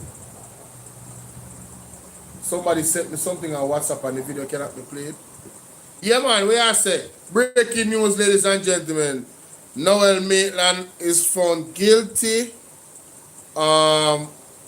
for taking the life of Donnelly Donaldson. That's her name, right? Yeah. It's serious, guys. It's serious. Let me see. I'm supposed to have on this tonight. This is Make We Talk breaking news. An item of news just coming in. Police Constable Noel Maitland has been found guilty for the murder of his girlfriend Donnelly Donaldson. Thus, Constable Noel Maitland has been found guilty of murder of his girlfriend Donnelly Donaldson. This is Make We Talk breaking news. If we get some money, we will pass it on to you. So, Mr. Jeffrey Tavares has confirmed it as well. Ladies and gentlemen, I want to get some details of that more. But I love to see an article pop up. Let me go to CVM TV and see if they put out anything. I must find them something that them heard first. It must come on radio or something. Police in Westmoreland say criminal charges will be laid against both captain following Tuesday's deadly boat accident offshore Negril. 68-year-old Canadian tourist Jean D'Amour of Ontario drowned after the vessel he was aboard capsized in rough sea. Investigators report the captain operated illegally despite the unsafe sea conditions and failed to comply with regulations requiring license operations, life jackets and life and a lifeguard on board. Mighty God. So you never have no life jacket and you never have no life what? Hear them something? To have a lifeguard. The Negril police in Westmoreland have confirmed that criminal charges will be laid against the boat captain of the vessel which overturned off the shores of Negril Tuesday, claiming the life of a Canadian tourist. Dead is 68-year-old Jean Damour of Ontario. It's reported that about 1:30 p.m., Damour, who was a guest at the Rio Hotel in Negril and a companion of his, chartered the boat captain to take them sightseeing. It's further reported that based on the rough sea conditions, the boat captain should not have ventured out to sea, but he agreed to do the tour. While at sea, the boat met rough waters and capsized. A rescue team managed to rescue Damour's companion, but Damour drowned. His body was later recovered. Police say the boat captain was operating illegally and against all the policies that governs tourists' boat rides. One investigator told CVM News that the sightseeing vessels are required to have a lifeguard on board, and visitors must be equipped with life jackets. See, I know something. Peso say it just come from IRFM. Yeah, man, the official man, him guilty, man. The official man. When I see Andre come out like that, you know, Andre get the news. Andre get the news. When I see him come out like that. I remember saying I watched that story there for years. See it, man, see it. See it. Maitland murder case. Jurors are now deliberating whether to return a guilty or not guilty verdict in the Noel 41 minutes ago they must say this. Maitland murder case. During his summation Thursday morning, Justice Leighton Pusey reminded the 7 jurors that no one can remember everything perfectly. Maitland is on trial for murder and preventing the lawful burial of a corpse. Justice Pusey told jurors that if the evidence satisfied them beyond a reasonable doubt, they must find the accused guilty. If there is doubt, then he must be acquitted. Summarizing the Crown's case, the judge reminded jurors that they are the judges of the fact. The prosecution began with evidence from the mother of Donnelly Donaldson, who testified that she shared a close relationship with her daughter and that her disappearance was unusual. According to the evidence, Donnelly was at home when she received a call from Maitland. He later picked her up and they went away together. On July 13, Maitland allegedly called Donnelly's mother asking for her. The Crown also relied on testimony from a witness who said Maitland asked him to review security camera footage after reporting his girlfriend missing. The witness claimed Maitland later instructed him to delete the footage, saying he was up for promotion and didn't want anything embarrassing revealed. The prosecution argued that Donnelly was last seen at Maitland's home and was never seen again, pointing to his actions, including washing the couch and reviewing camera footage, as evidence from which the juror could infer that something happened. The defense, however, countered that the prosecution failed to prove that Maitland killed Donnelly. They highlighted his good character, noting that during their 3-year relationship and despite him having a child with another woman, there was no evidence of prior violence or altercations. The defense also questioned the reliability of evidence regarding blood found on the couch and that the witness's testimony became uncertain under cross-examination. Justice Pusey is urging jurors to consider these questions. 1. Based on evidence, are they sure beyond a reasonable doubt that Donnelly is dead? 2. Are they sure beyond a reasonable doubt Maitland killed Donnelly or participated in the killing? And 3. Do you believe she's dead and there's a corpse? 4. Do you believe he has knowledge of the corpse and has prevented the lawful burial? Our reporter Akeem Oret is in court and we'll have more on the Noel Maitland trial in CVM News at 7. Mighty God. So that was the Jurors are now deliberating whether to return a guilty or not guilty verdict in the Noel Maitland murder case. The day that star. It's in the star, guys. You find the star, day that star. Somebody said they see for IRFM. The official man. Him guilty, man, but I gotta do a small clip on it. I gotta do a small clip on it. Let me take off this one also.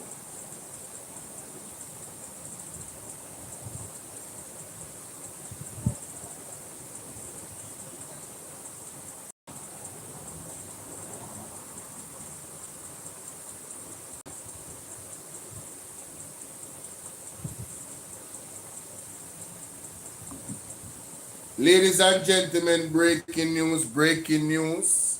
Juror finds Constable Noel Maitland guilty. Ladies and gentlemen, I first got this news from Andre Stevens. Let's go to the clip. Let's go to the clip, ladies and gentlemen. Let's go to the clip. This was the first picture that I got from Andre. So I was looking for, an official website. Not that I didn't believe Andre, not at all, but I just wanted to read the details of the story, but nothing like that has come up because this is hot off of the press, like literally hot off of the press. But listen to Andre right here, ladies and gentlemen. Listen to this. Well, Noel,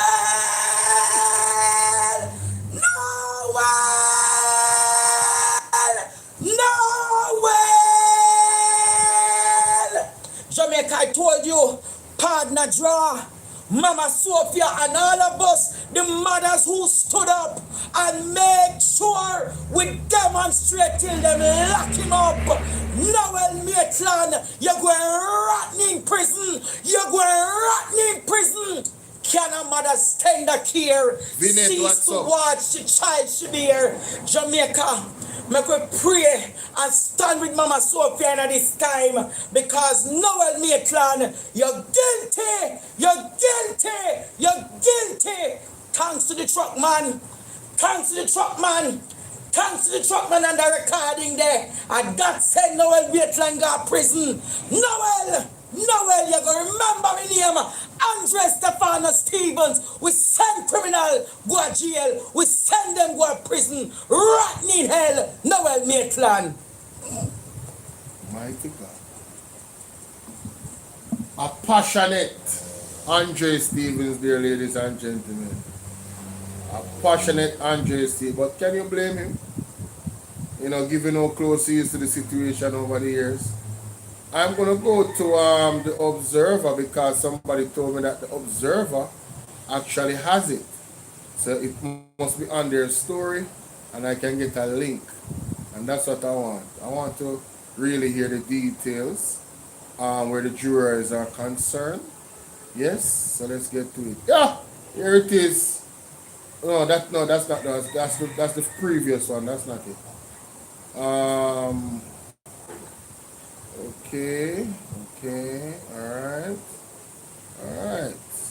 So where is it? How comes the Observer and have it up on them something here, so? That's not cool. Somebody tell me say it on the Observer, I'm gonna see it.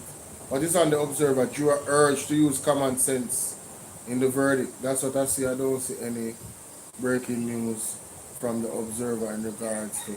Oh, see that's up. Breaking news.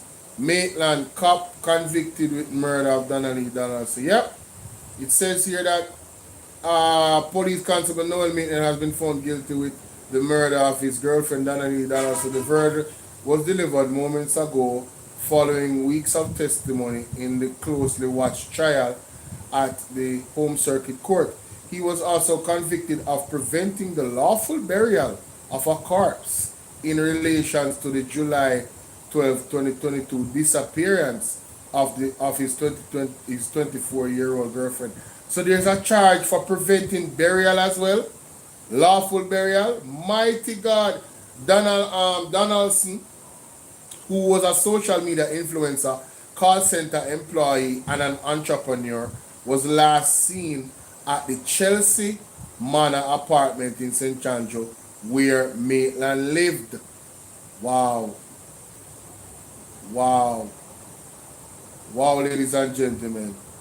I really want to get my hands on the actual link. Alright, so let me go to the website of the Observer. It should be at the top. Here it is. Here it is, ladies and gentlemen.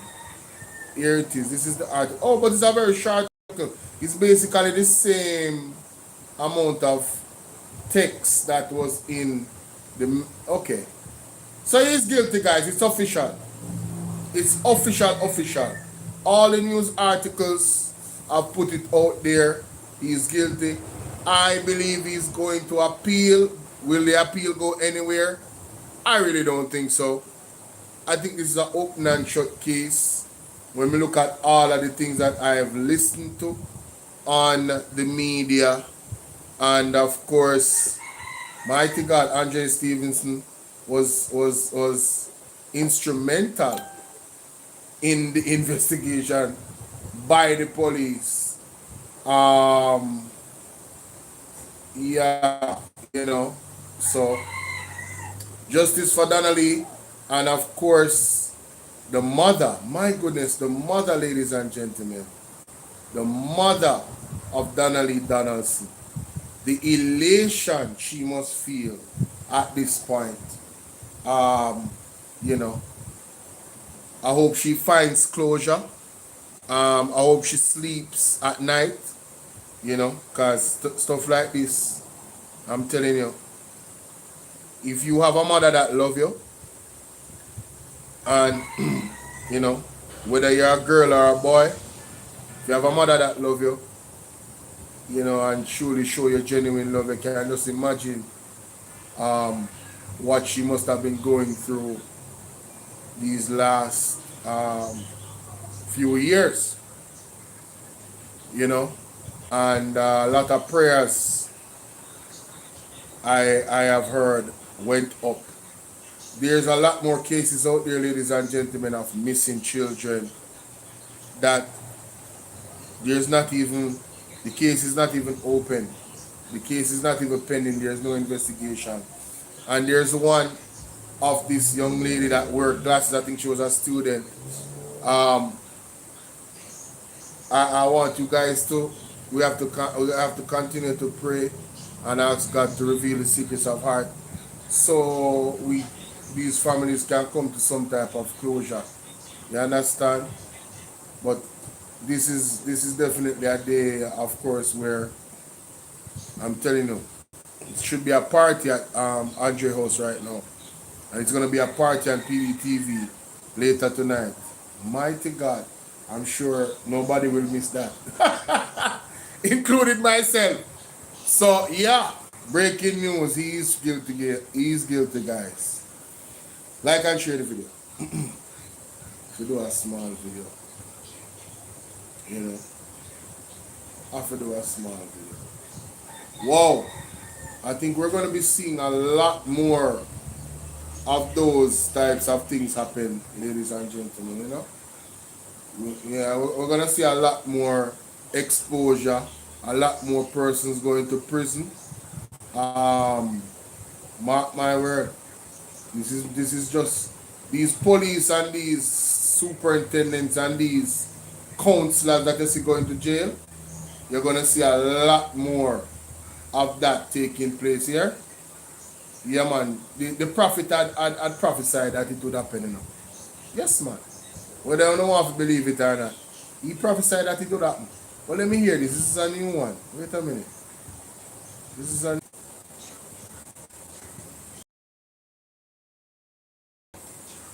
Children, is not everyone must lift up your pit.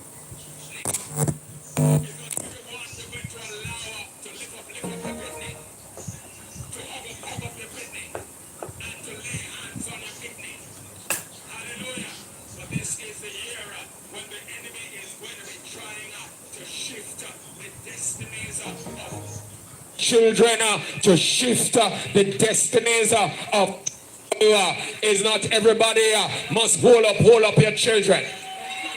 It's not everyone must lift up your picnic. It's not everyone you're going to allow to lift up your picnic, to hug up your picnic, and to lay hands on your picnic. Hallelujah. But this is the year when the enemy is going to be trying to shift the destinies of children, to shift the destinies of people across the globe. And so we must test every spirit. Is not every pastor is a pastor. Is not every apostle is an apostle of God. Is not every prophet is a prophet. I'm talking to someone is not... Ladies and gentlemen that have your children, want to hear that? the apostle said, it's not everybody. You have to make touch up your picnic. Some people are work some serious witchcraft, you know. And some people involved in some nastiness spiritually, you know. You have to guard yourself too, you know. You can't hug up everybody, you know.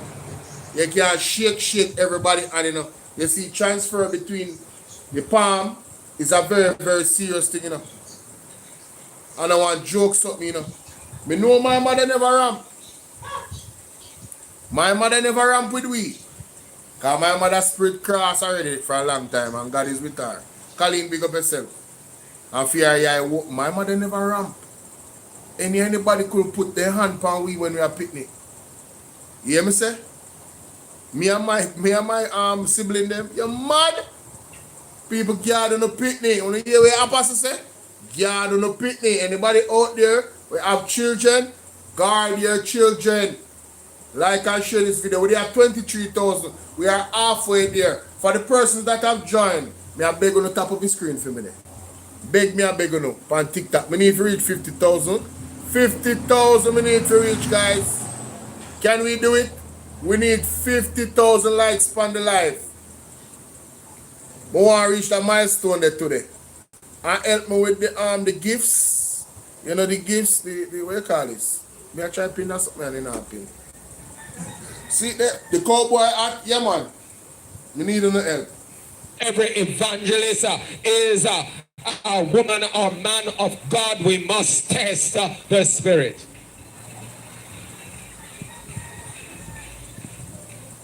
Didn't plan to go there, but let's run along. Where's the Pat W? What a beautiful day. Justice is served. I tell you, we know enough people are. Hey, Yankee Bless, big up yourself. Hey, Yankee Bless, you don't know, say, the youth name, the constable youth, Mr. Maitland. Them find him guilty. Breaking news. You hear that? Find him guilty. That are the breaking news right now. And that depends everybody hard right now. Everybody has celebrate. Well, not everybody, but you know the family and the people that support the family, they're celebrating. Alright?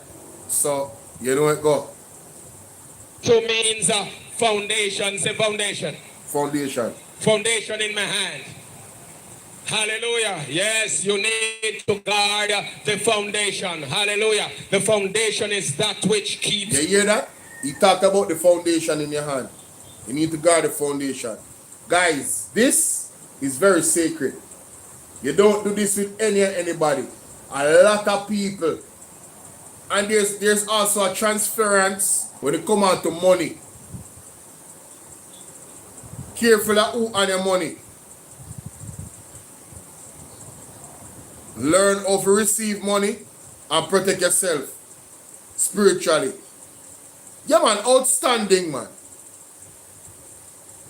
That's exactly what I was saying, Yankee Bless. There's a lot more to come. This is just a tip of the iceberg. You know this from there? How much cocaine I get, how much people in a police force and government. Trust me, ladies and gentlemen, it is good. The skirts are being lifted this year. The skirts are being lifted, guys. Trust me, it's gonna be incredible. For those that of us that love justice, this is a beautiful year to be alive. Trust me when I tell you that. Beautiful. You upright. Yes, it's that which keeps you in your position, that which carries you, that which sustains you. This is the year when foundations are going to be tested like at no other time. You must ensure that you spend time and cultivate the foundation of your life. Jetline, you're late, man. Jetline, you're late. Yeah, man, we know, man, we don't talk about it already. I make a video, I can post it now. The Bible tells us, according to Matthew chapter 7, that those who listen to the teachings of Jesus, yes, and obey them, they are like a man who builds his house upon a rock. Build your house on a rock, ladies and gentlemen. Moral of the story. Now, this part is very interesting. But I'll have to... The Don't Judge Me series, me I tell you. Powerful from guys, you don't have to go subscribe. You guys need to go and follow our word and our verse on TikTok and Freedom Come Ministries. If you're interested about the word of God, you really need to go and subscribe. Honestly, if you're really interested in learning and being fed the word, you need Reggae Rock, Wagwan, Noel Maitland found guilty, and that a go on. Yeah, Noel Maitland found guilty. That a go on. You understand? Alex, big up. They say, what is God? That is a mystery.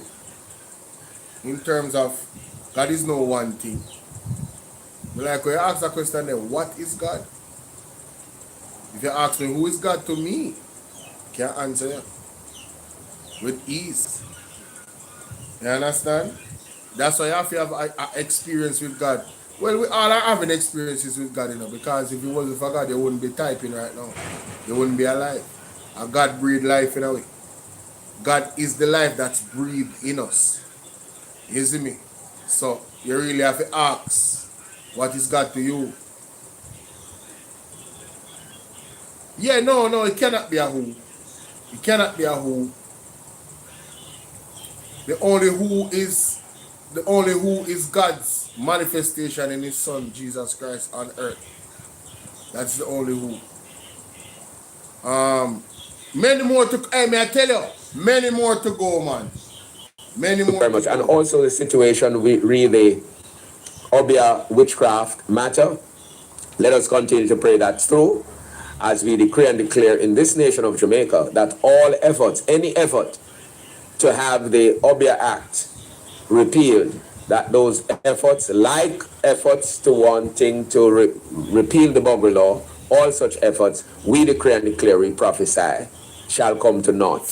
Because if there's only one nation in the globe that does not embrace Obeah witchcraft, embrace it and also legalize it, it is going to be Jamaica.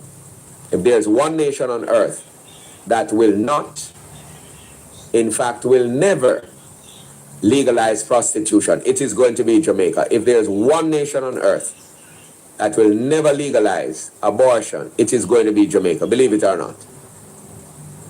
Jamaica is a diadem in the hand of God, and as he has raised up the remnant for such a time as this, the remnant will remain resolute in prayer, resolute in witnessing and evangelizing. Alex, right? Witnessing Alex, and evangelizing. What is your position? You don't know God. You don't believe in God. You don't know God or believe in God. That is your position, Alex. Because the question we are asked suggests that. You understand? And that's your perspective. And God help you. You know something like that. But every knee shall bow and every tongue shall confess that Jesus Christ is Lord. You understand? Yeah, that's a matter of time. All for your last breath you take, your last breath, you're going to confess that Jesus Christ is Lord. Because you're going to experience it.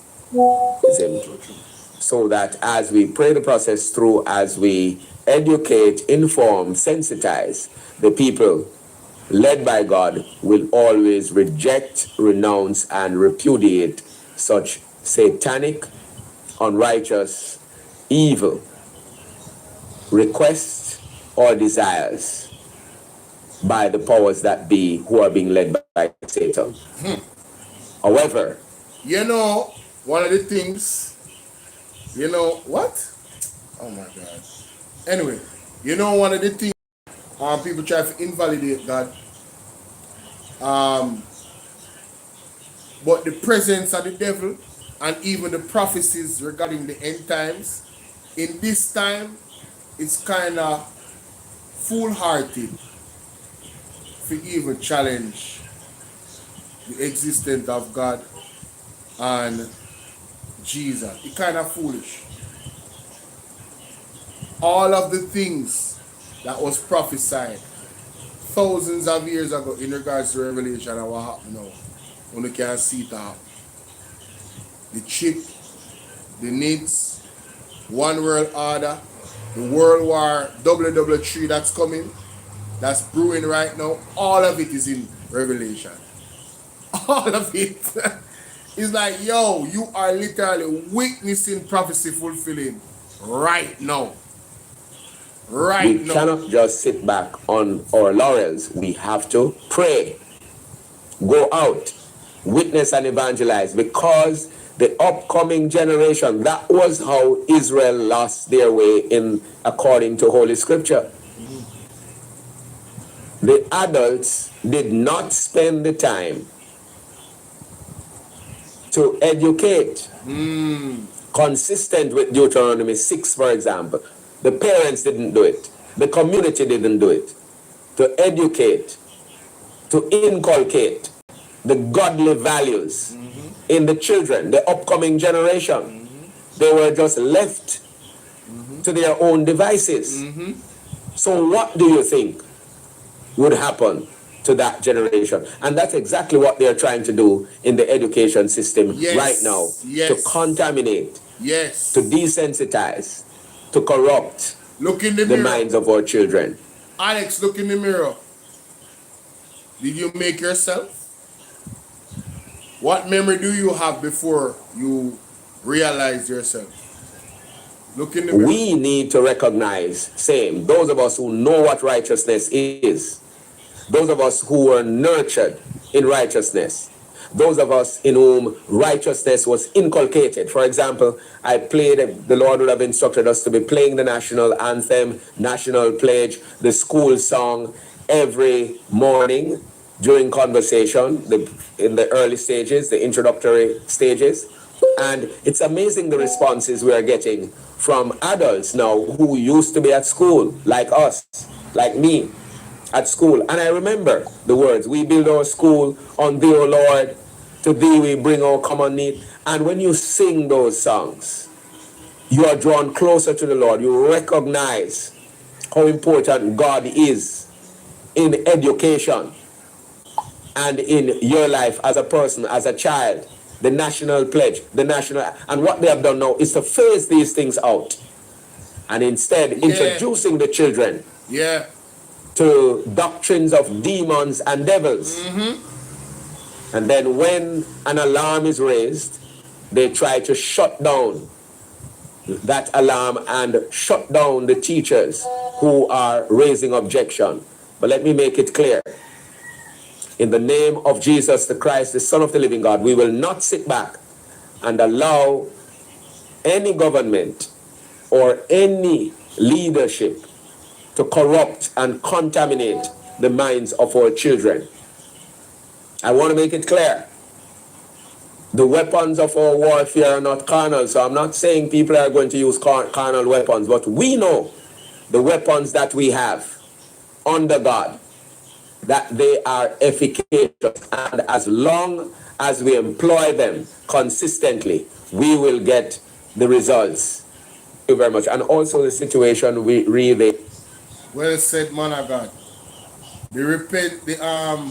The Don't Judge Me series, I've got video and put it out because, damn, it's a lot. The saints shall judge. Don't Judge Me. Matthew 7 and 1 Corinthians 6. Yeah, because it's not everybody. The man say, I think you have to judge with compassion. Because Ravenous. who to tell that you are not guilty of worse than what you're condemning somebody for. You understand? And that's real. That's very real, ladies and gentlemen. Who to tell? Who to tell? No, me have to cover this. Mighty God. No. We can't forget to cover this. We can't forget to cover this. This lady, oh Jesus, this lady. You know, I have to cover it with my phone. I'm going to use my phone. I'm going to put it on TikTok. I'm going to put it on TikTok, ladies and gentlemen. That's what I'm going to do. Let me just move this computer here, so. turn off this. Power off. Yeah, man. Me nah do it on my computer. I do it on my phone. And me have 10 minutes on TikTok. I have 10 minutes on TikTok. Right? Turn on that camera. Alright. Alright. Where's the clip now? Should I?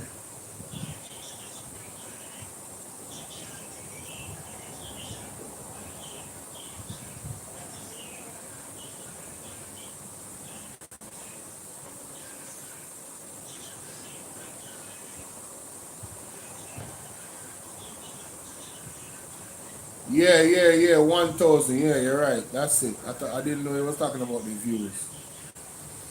Alright. Now we'll go to YouTube, because Facebook can be. No, I don't have to.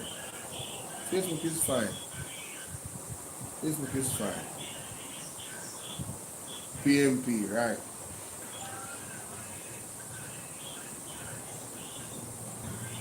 Yo, Andre going crazy right now, bro.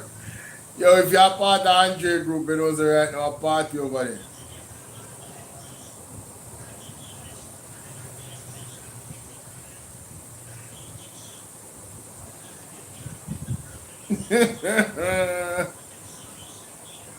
so somebody there on Facebook are trying to defend Maitland? Wow. Okay. These people have no shame. I tell you, you know, the lab rats, them not have no shame. Like, you have to take, like, bro, go take a L, bro. Sit down somewhere, fam. Seriously. Just sit down. Mr. Speaker, I do right.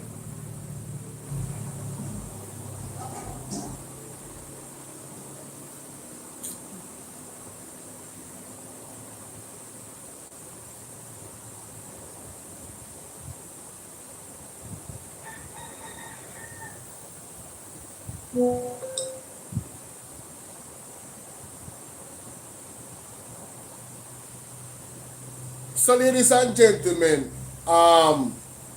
Marissa Dalrymple, when I see, based off a report, says she lied to them about some skullduggery in one car, found guilty.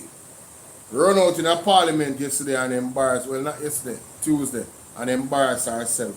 It me come out, you know. Listen to this, because something either wrong with me or something wrong with she. Listen to this. Certainly say to the minister that, Mr. Speaker, I do rise to certainly say to the minister that no one in Jamaica would ever object to the increase in the stipend for jurors. We are a consensus other than where that is concerned.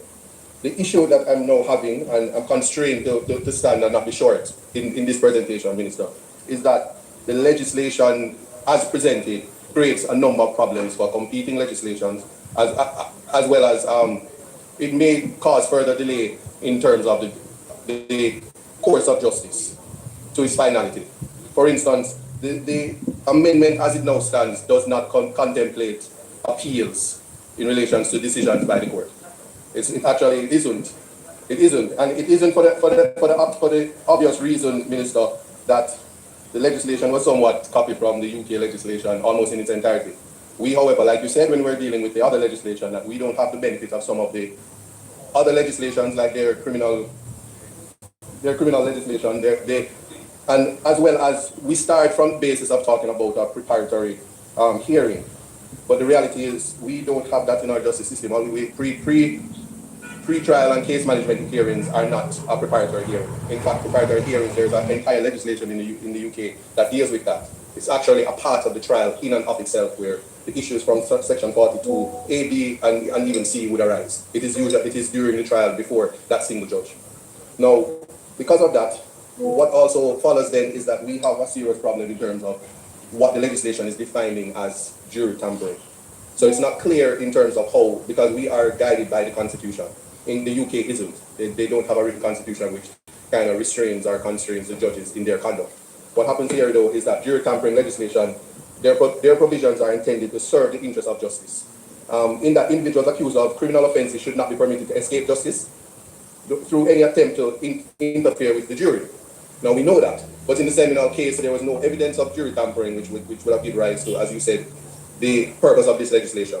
So what happens where, what we're setting up, as my friend would have said, is that we're creating situations where we can avoid or create scenarios where we remove the jury when it is a protection that the defendant who is most affected in relation to this process is not going to have the jury, because a judge may say, I am satisfied that certain circumstances exist. You yourself on your feet said the possibility of tampering.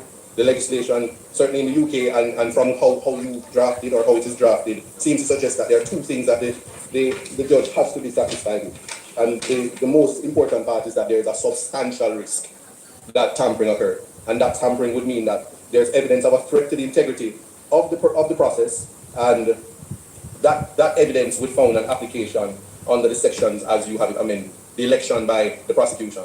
I do also adopt what my friend would have said in terms of why is it that the defense doesn't have the equality of arms in terms of the election of trial without a jury. The scenario in this situation is that it may very well be that a defendant is in a particular jurisdiction and feels that when jurors are impaneled, he cannot get a fair trial, and so he wants to elect to opt for the protection of the judge when just before empanelment or something like that, as the legislation reads, and that is taken away from them, and it is also circumventing the Criminal Justice Administration Act. So as it is right now, I could not support this bill as it is to be passed in the House, certainly. Now, the next aspect is that the rationale for the legislation would be that only where there's evidence that the accused is prepared to attack the process, there must be a real and present danger that the jury is also at risk. In the absence of that, the judge actually should not or ought not to have the power to simply say that we're going to elect to have a trial by judge alone. The next thing that is important then is the insertions for the JAJA, that is the Judicata Appellate Jurisdiction Act. Now, because it is absent, there's nothing in the legislation that sends you to JAJA, or there's no suggestion that the JAJA will actually be amended, which would have language that says, from the refusal of a judge of an application, from an order of a judge under section 42A of the Act, which is made on determination of such an application. There's no such language, and therefore the bill as it is now would certainly be deficient and cause similar apprehensions or scare like the firearms legislation. The aspect of the appeal, though, is, and I could ask you the question, while I humbly suggest, is the section, does it provide a right of appeal or a grant of appeal against the order? And here's what I'm saying. The order, which is made under section 42A, is it to continue?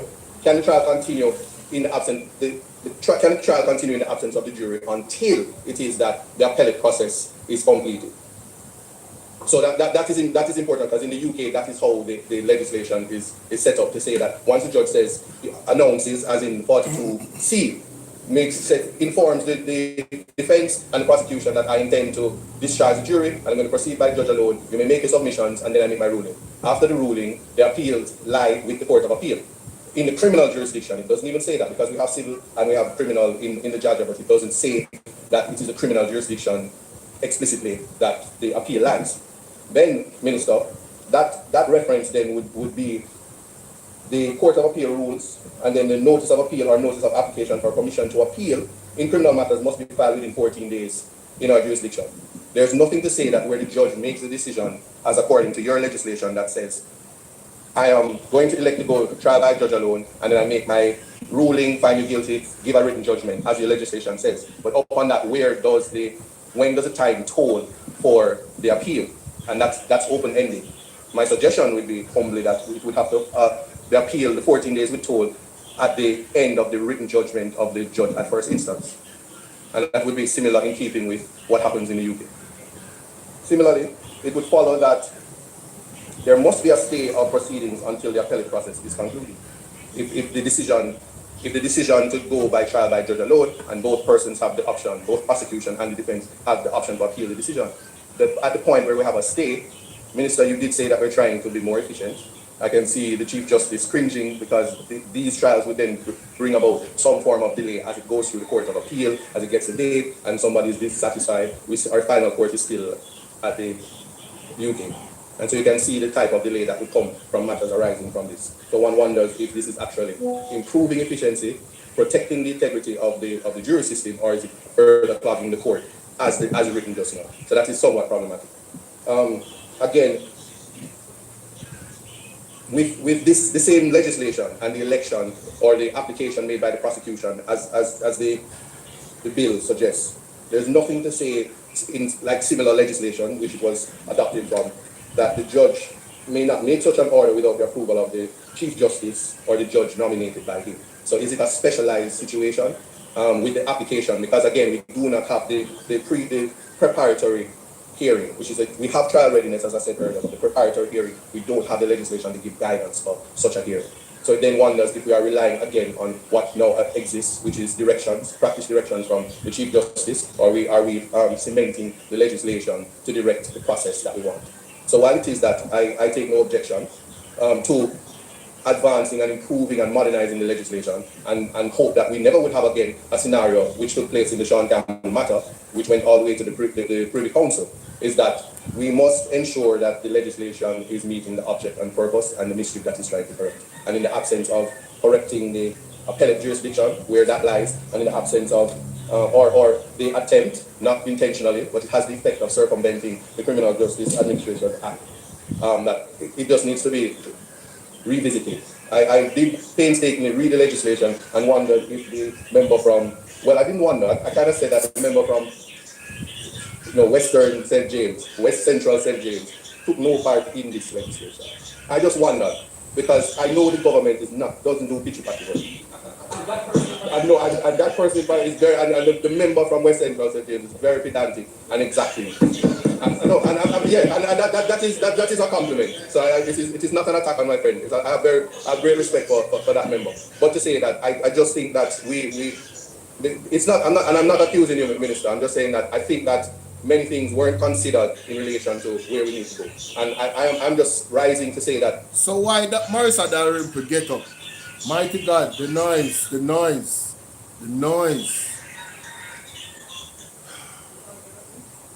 No more. Can I do one video now? Oh, God. So ladies and gentlemen, let's see how we can save this. I've got cut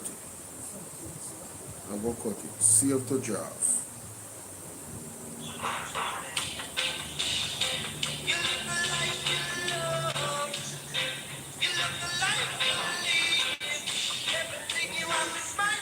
Easy.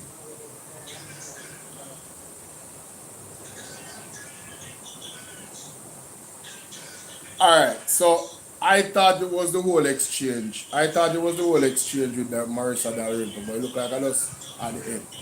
Alright, so ladies and gentlemen, it's a brother Bolo Viana, and after 14 minutes almost of an extensive address to the Minister of Justice and his staff in Parliament, or his associates in Parliament, in regards to a bill, I just listened to Isaac Buchanan literally go through detail after detail. It's not no small detail. Some of the questions that he's asking, very important questions. But at this are the part Marissa Dalrymple take up. Are we cementing the legislation to direct the process that we want? So while it is that I take no objection to advancing and improving and modernizing absence of correcting the appellate jurisdiction, Western St. James, West Central St. James took no part in this legislation. Attempt, not intentionally, but it has the matter, which went all the way to the Privy Council, is that we must ensure that the legislation is meeting the object and purpose and the mischief that is trying to correct. And in the absence of correcting the appellate jurisdiction where that lies, and in the absence of or the attempt, not intentionally, but it has the effect of circumventing the Criminal Justice Administration Act, that it just needs to be revisited. I did painstakingly read the legislation and wondered if the member from Well, I didn't wonder. I kind of said that the member from Western St. James, West Central St. James, took no part in this legislation. I just wondered, because I know the government doesn't do pitchy-patchy work. I know, and that person is very, and the member from West Central St. James is very pedantic and exacting. And so, ladies and gentlemen, the man made it clear. I know the government does not do pitchy-patchy work. And out of everything that he said in his concerns about the bill, that Rimpy get up and make up be nice like an empty barrel in the parliament. And then was humbled and then trying to appease to the other side that they should pass and accept it as it is. No. First she said they did excellent work, and then she said nobody is perfect. Right? And as far as I listen to with the minister, somebody can correct me if I'm wrong, but he said that they want to form a committee to iron out things after. No. We not do things back way. We don't want a pitchy-patchy government. We don't want a back way government. Do it the right way, because all of them procurement is the same thing that happening. Remember good. It's a pattern. Yes, it's a pattern. So we have that locked this on, ladies and gentlemen. I have been on here for what, 4 hours? Nobody can say Bolo never make up to his people them. I'm still at work for them. But I gotta go. I gotta go, guys. I am so happy that so many of you came through today. We did not reach the 50,000 on TikTok for my avid TikTok listeners.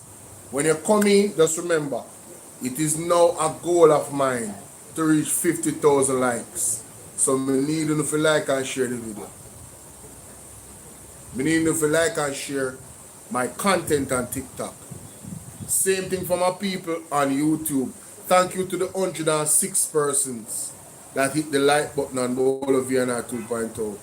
Thank you to the 36 that hit the like button on Bolo VNR clips. The likes and the shares is necessary for the videos to go out there. Now, for the next 2 hours, 3 hours, I have work to do again. So I've been on here for 4 hours. The next 3 hours, I have work to do. You understand? To put out videos, make thumbnails. There's a lot of behind the scenes stuff. Alright? So I gotta go, guys. God bless you. Thank you for watching. Justice for Donnelly Donaldson. Something to celebrate. So you know, we have Mystic Sensation. I think them live right now. Yes, them live. In my melting pot of bonfire. Where is my melting pot? Mighty God. People, me, I go get me. Yeah, Donnelly Donaldson. You know, we got the report that Maitland was found guilty. You know, sentencing is another thing. Somebody just sent me something a while ago. Hold on, let me see what I'm going to say. Hold on, let me see if I have anything to do with it here. What is this?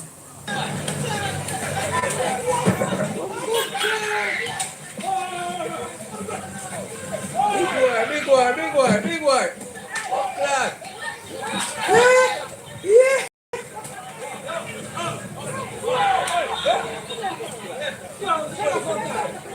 You know, I don't know what is happening in our country when the youth them when they are at school, them find it so easy to raise them hand off of each other and go get physical. And in a one gang way too, because you have one person a beat one youth, you have a girl a beat him, run a back, and you have 2 youth in front of him a beat him, and there's a stick being held. We have to go do some serious thing with them youth, you know. Like mentally, there has to be some checks and balances to reform these young men and women in Jamaica, because our society, you hear them talk about fight against crime. So what? Where do you think these kids are going to turn out to be?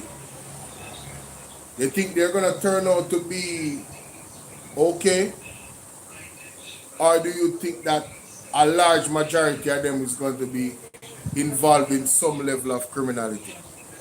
So if you're breeding criminals at a young age and the police are shoot them down, and you guys are validating the police shooting them illegally, that means the police are going to become the new exterminators and criminals in the country. The homicide rate on the citizen side is going to go down, but the homicide rate on the police side is going to go up. The police soon start unalive over 1,000 people at this rate. With this government in power, the devil is a liar. Last some justice for Sophia. Sophia the mother. Yeah, oh, greetings last some. Bless up my mama. Me just see you come in. But they about 4 hours now. More than 4 hours. Yeah, about 4 hours, almost 4 hours. Yeah man, our mother should be praising God and rejoicing right now. But this video is very disturbing. Mighty God. Come back to the man car. All people proper to them mash up.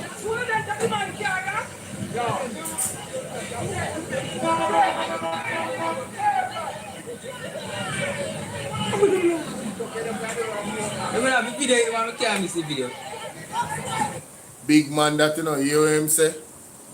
Oh, you just come from Wharf, okay, my mama. Boy, may I tell you. Cut the mash at the man car, you know.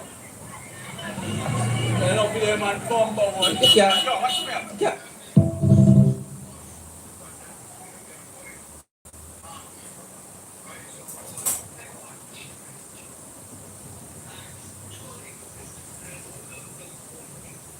Yo, me not lie, yo. Andre, you're killing it, bro. When we talk about you're killing it. The new thumbnail, yo. May I tell you.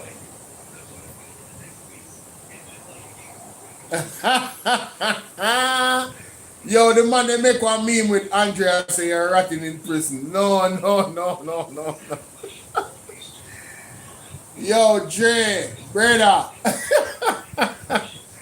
Yo, me know see a party are going up at your place and know for this. No, sir. Yo, who make that meme here? You're gonna rot in prison. Me not lie, yo, the thumbnail them clean, hombre. The thumbnail is solid. No joke about it. The definition, yo, man, I tell you, presentation up, bro. Keep up the good work. Trust me. Yo, me have been saying that a while for people. No, man, it bad. It bad for true. It bad for true. Them things they matter, you know. Those things matter. Very important. Especially when you want to get a new audience. You understand? When you want to expand, your reach.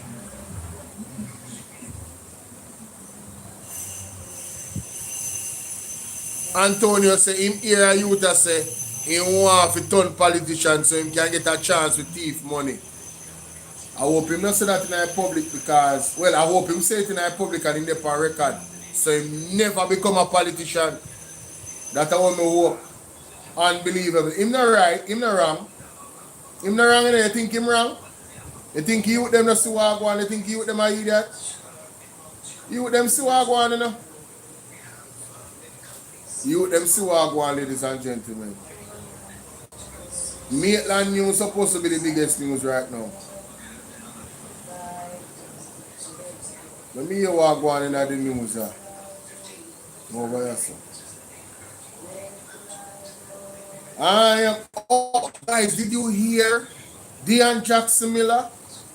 Let me play one little bit of Deion Jackson Miller. Jesus. I have to big up Deion Jackson Miller.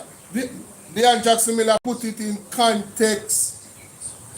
She put it in context, ladies and gentlemen. Deion Jackson Miller, our latest video upon the UHWI thing. Yo! No, seriously, what kind of slackness has been going on at the University Hospital of the West Indies? Who knew about it? How long has it been going on? And what happens now? I'm Deion Jackson Miller. Thank you so much for joining me. Time for tea. No, and sentencing not go on it. Him just guilty. Sentencing is a whole different thing, you know. Unless them sentencing same time, I don't get that detail. But sentencing not go on it. And you know them are going to appeal, right? Sentencing not go on it. Sentencing not go on it.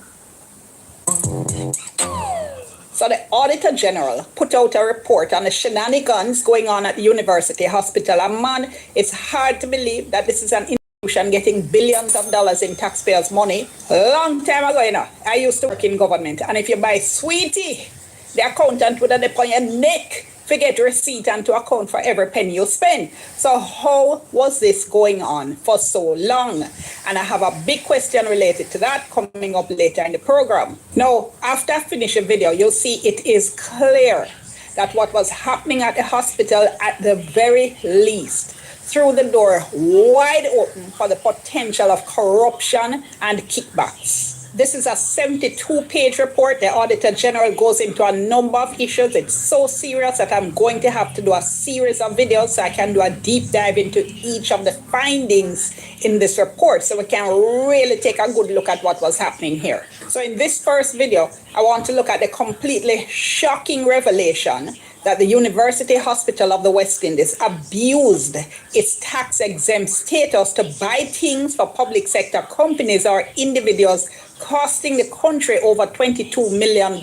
That we know of, only that we know about. It's likely much, much more, as you'll see in a moment. And I have to pause here for a moment so we can seriously take this in.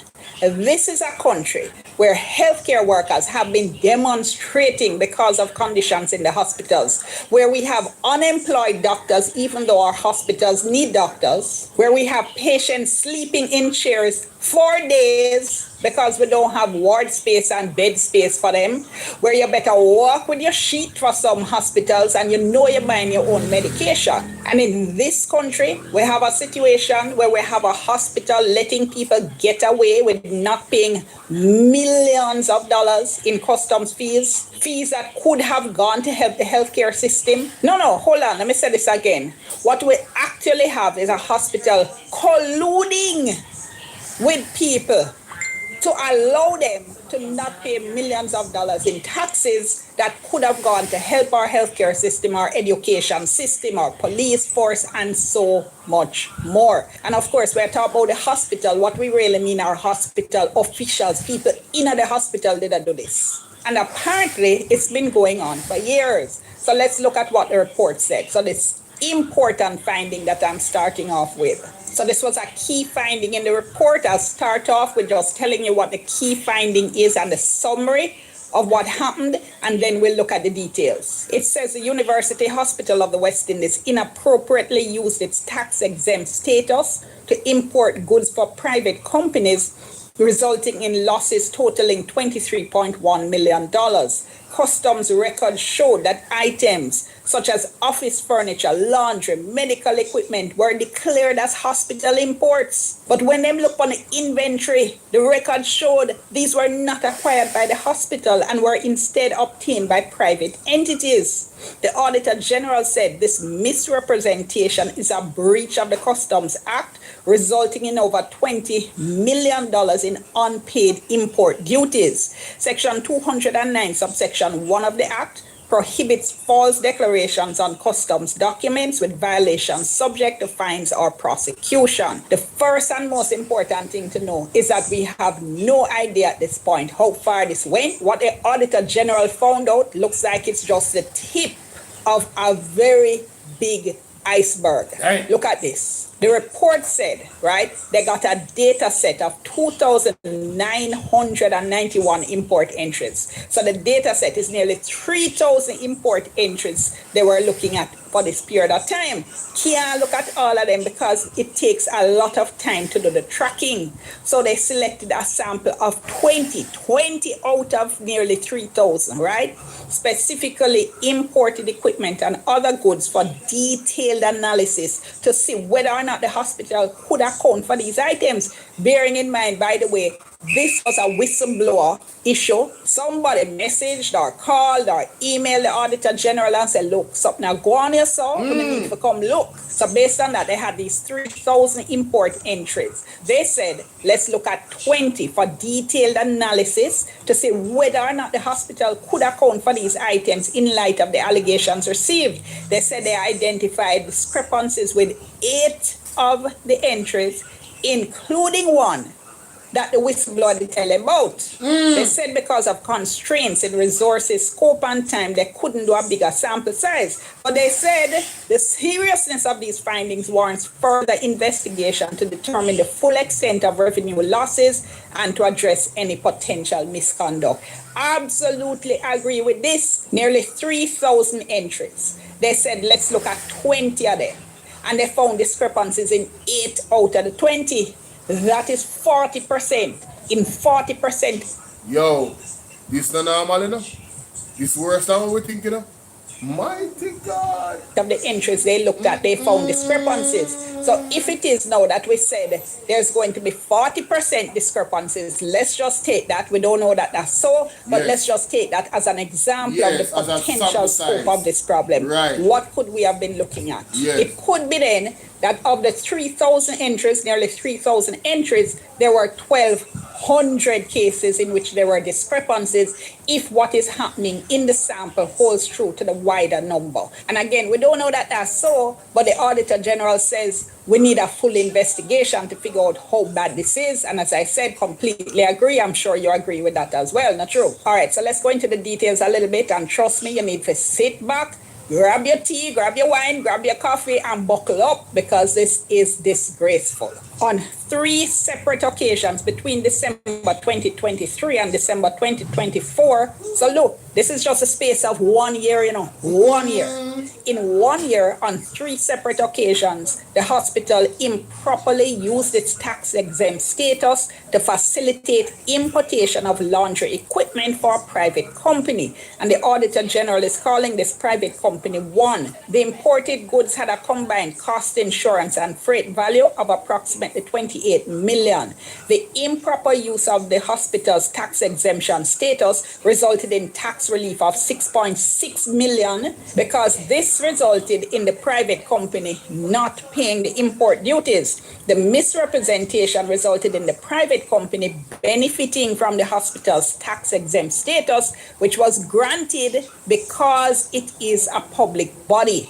So potentially evading customs duties and resulting in revenue loss to the government. And again, every time I talk about revenue loss and the import duties not paid, think about our people sitting up in chairs because we're not in a hospital bed and one space for them. All right, think about that. No, it's worse. It's not just that customs fees were avoided. The hospital actually spent money on this. The report says the hospital incurred additional costs of 1.9 million related to these transactions because they had to pay things like administrative and compliance fees, customs tax, brokerage, storage fees, freight charges, even though these were being charged for items which never belonged to the hospital. These costs, combined with the misuse of the tax-exempt status and the loss of tax revenue, not only highlighted systemic weaknesses in the hospital's procurement and import management processes, but represented serious management override.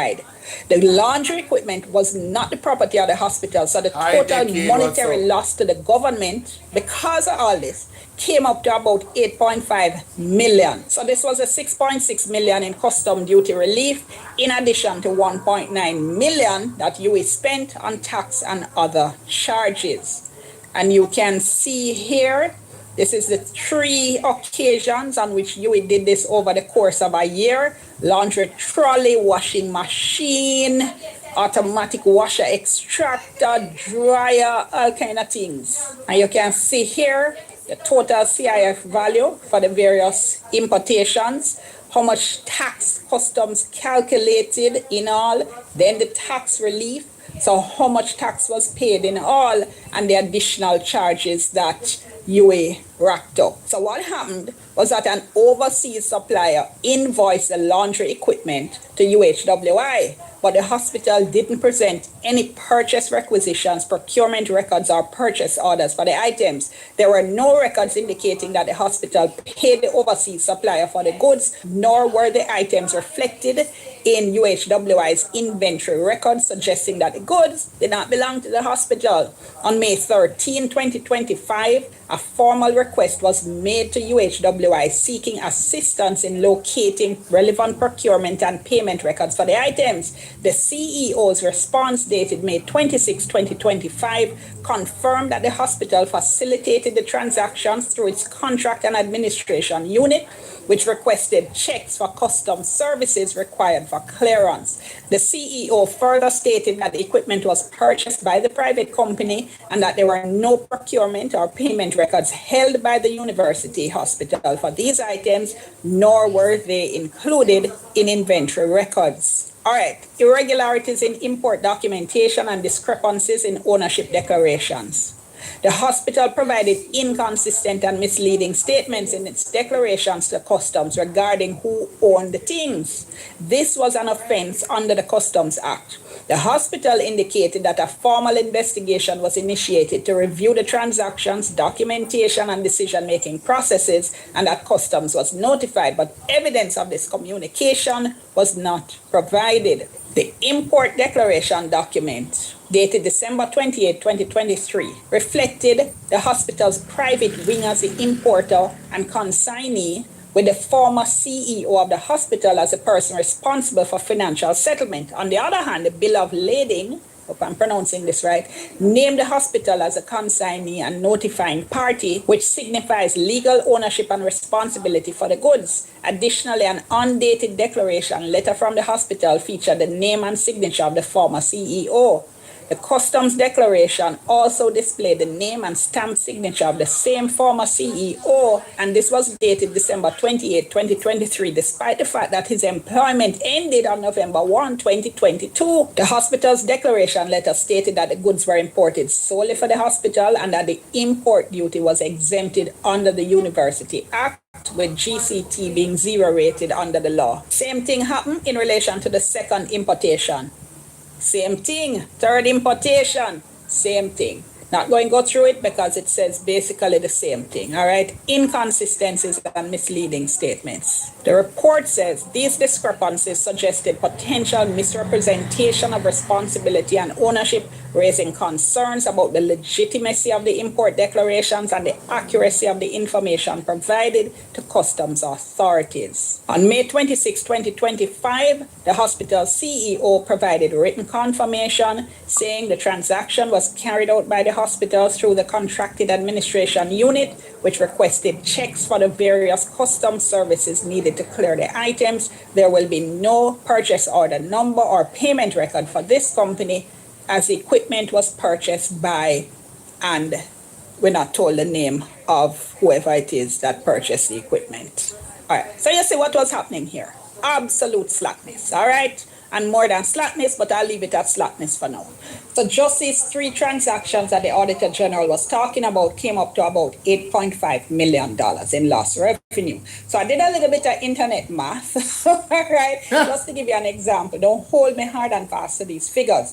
A high-end hospital bed, from what I can see, fully electric hospital bed, said costs about $10,000 US. So $10 million in lost revenue could buy us 6 hospital beds. There are 6 people sitting up in chairs in our hospital right now who could be in a bed if this may not go on. So yeah, absolutely disgraceful. And let me make one more point, because this is what audits are for, both internal audits and external audits, to catch Bandulo business. So it's shocking that none of this was caught by UA auditors, except stick a pin, because there are a lot of things the hospital didn't do, and apparently audits was one of them, because the report said UA had not submitted annual reports and audited financial statements for the past 6 years, from 2019 to 20 to 2024 to 2025, showing how about $65 billion in subventions from the government were used. $65 billion that we don't know what to do with it because they haven't submitted audited financial statements for that period. Honestly, I keep going back to this because maybe because of the nurses' protests recently over conditions at Cornwall Regional Hospital, and we've heard the doctors speak out as well about conditions in our hospitals and staff shortage. Hey, Lisa, what's up, baby? Every time I think of our patients, our people sitting up in chairs because we're not in a bed for them. True. And I think a nurse is saying they have to be resuscitating patients on the floor because of the conditions at the hospital. And then you see a report like this, you look into a report like this. Honestly, it's enough to make you sick. This is obviously something that was going on for years and years.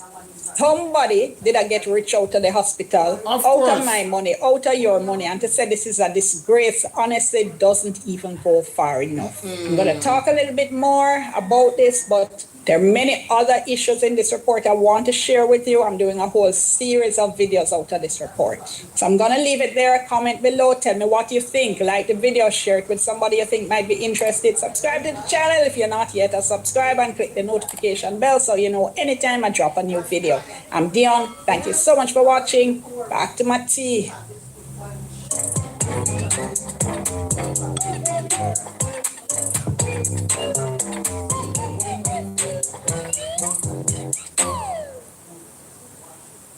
I don't know. See the mirror outside there, so are you seeing? So guys, that's where I'm gonna leave it for real this time. Oh my God, I've been sitting too long. I've been on here for 4 hours and 11 minutes. Sheesh. More than that still. More than that.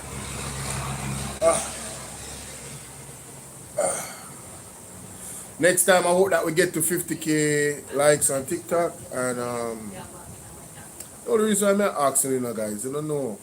You know what the likes does to the videos. It gets it out there so more people can join the conversation and join the reasoning. Alright? So thank you guys for your effort. I really appreciate it. And hopefully next time we can really hit the target. Because we don't want to have, we are more than halfway there now. But I think we could have done better given the fact that I've been on here for 4 hours. I think we could have done better with that. You know what I mean? But thank you guys, and I appreciate you. Thank you for hitting the like button on YouTube if you haven't already before you leave. Please do that. See you guys later, alright? Peace. Yes.